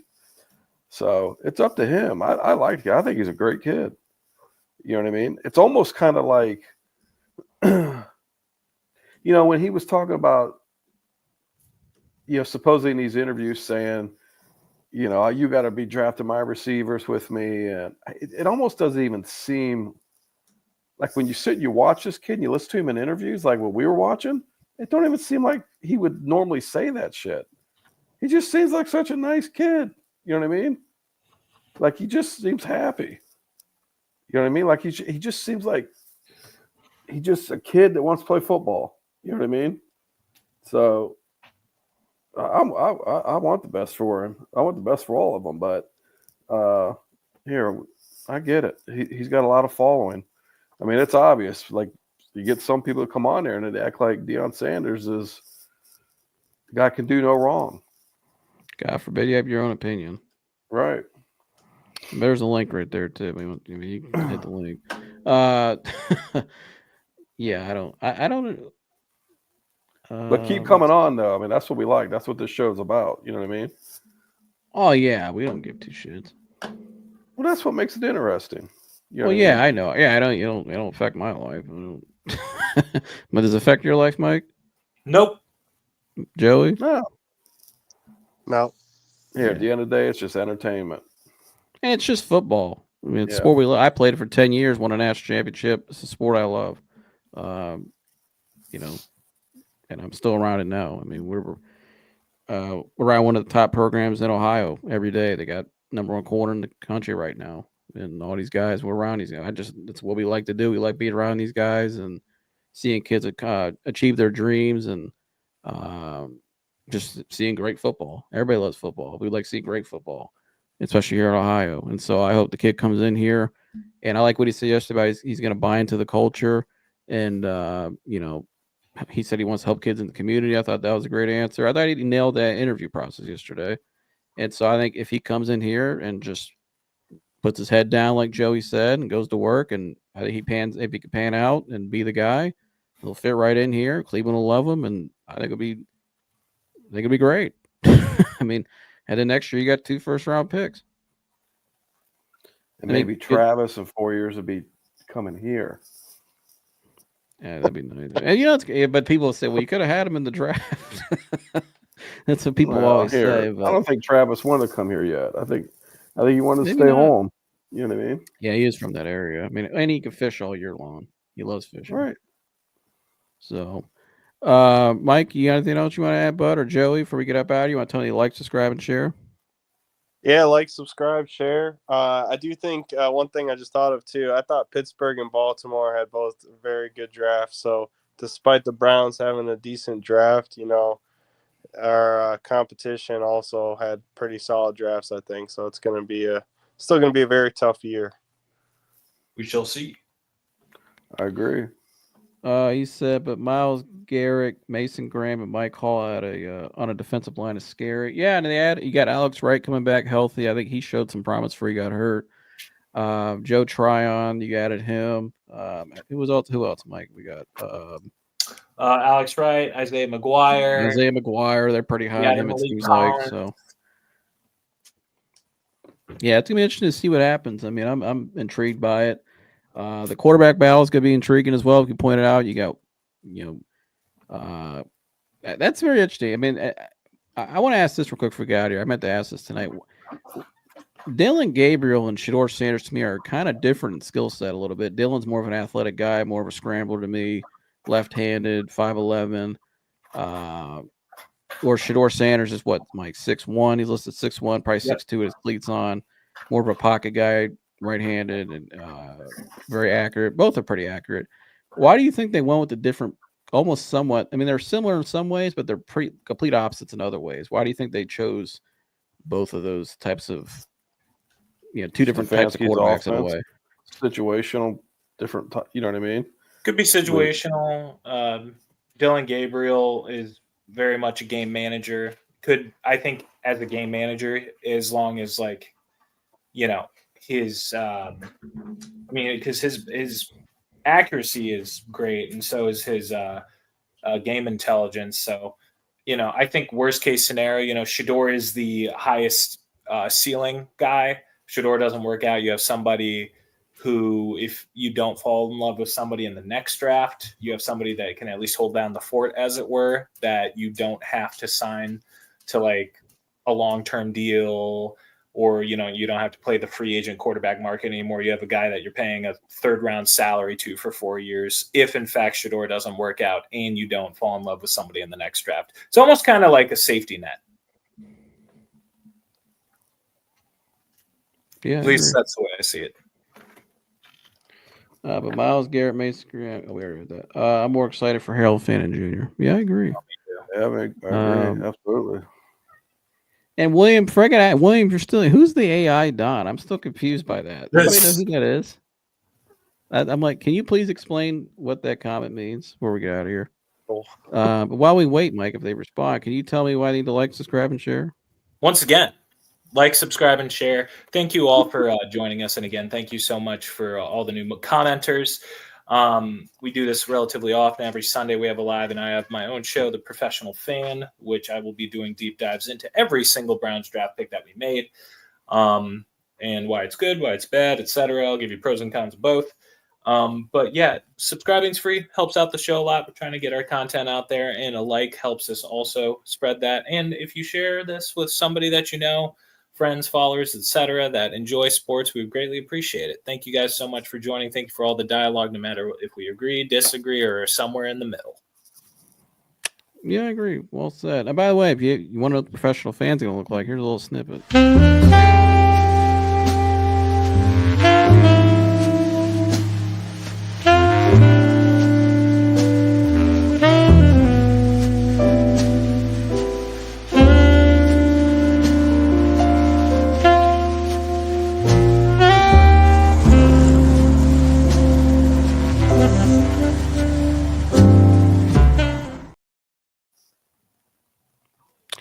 All right. Well, like, subscribe, share, all that good stuff. And yeah, I don't know what else more we could say tonight, guys. Tonight was a little more just giving a reaction to the pick yesterday, Shedeur Sanders.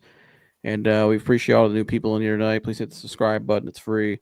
And come back and talk some more. So, yeah, again, I think we all said what we wanted to get off our chest. And we talked about this a lot tonight. Make sure you like, subscribe, share all the good stuff. And we'll see you guys in the next one. We are out of here. Later. See you guys.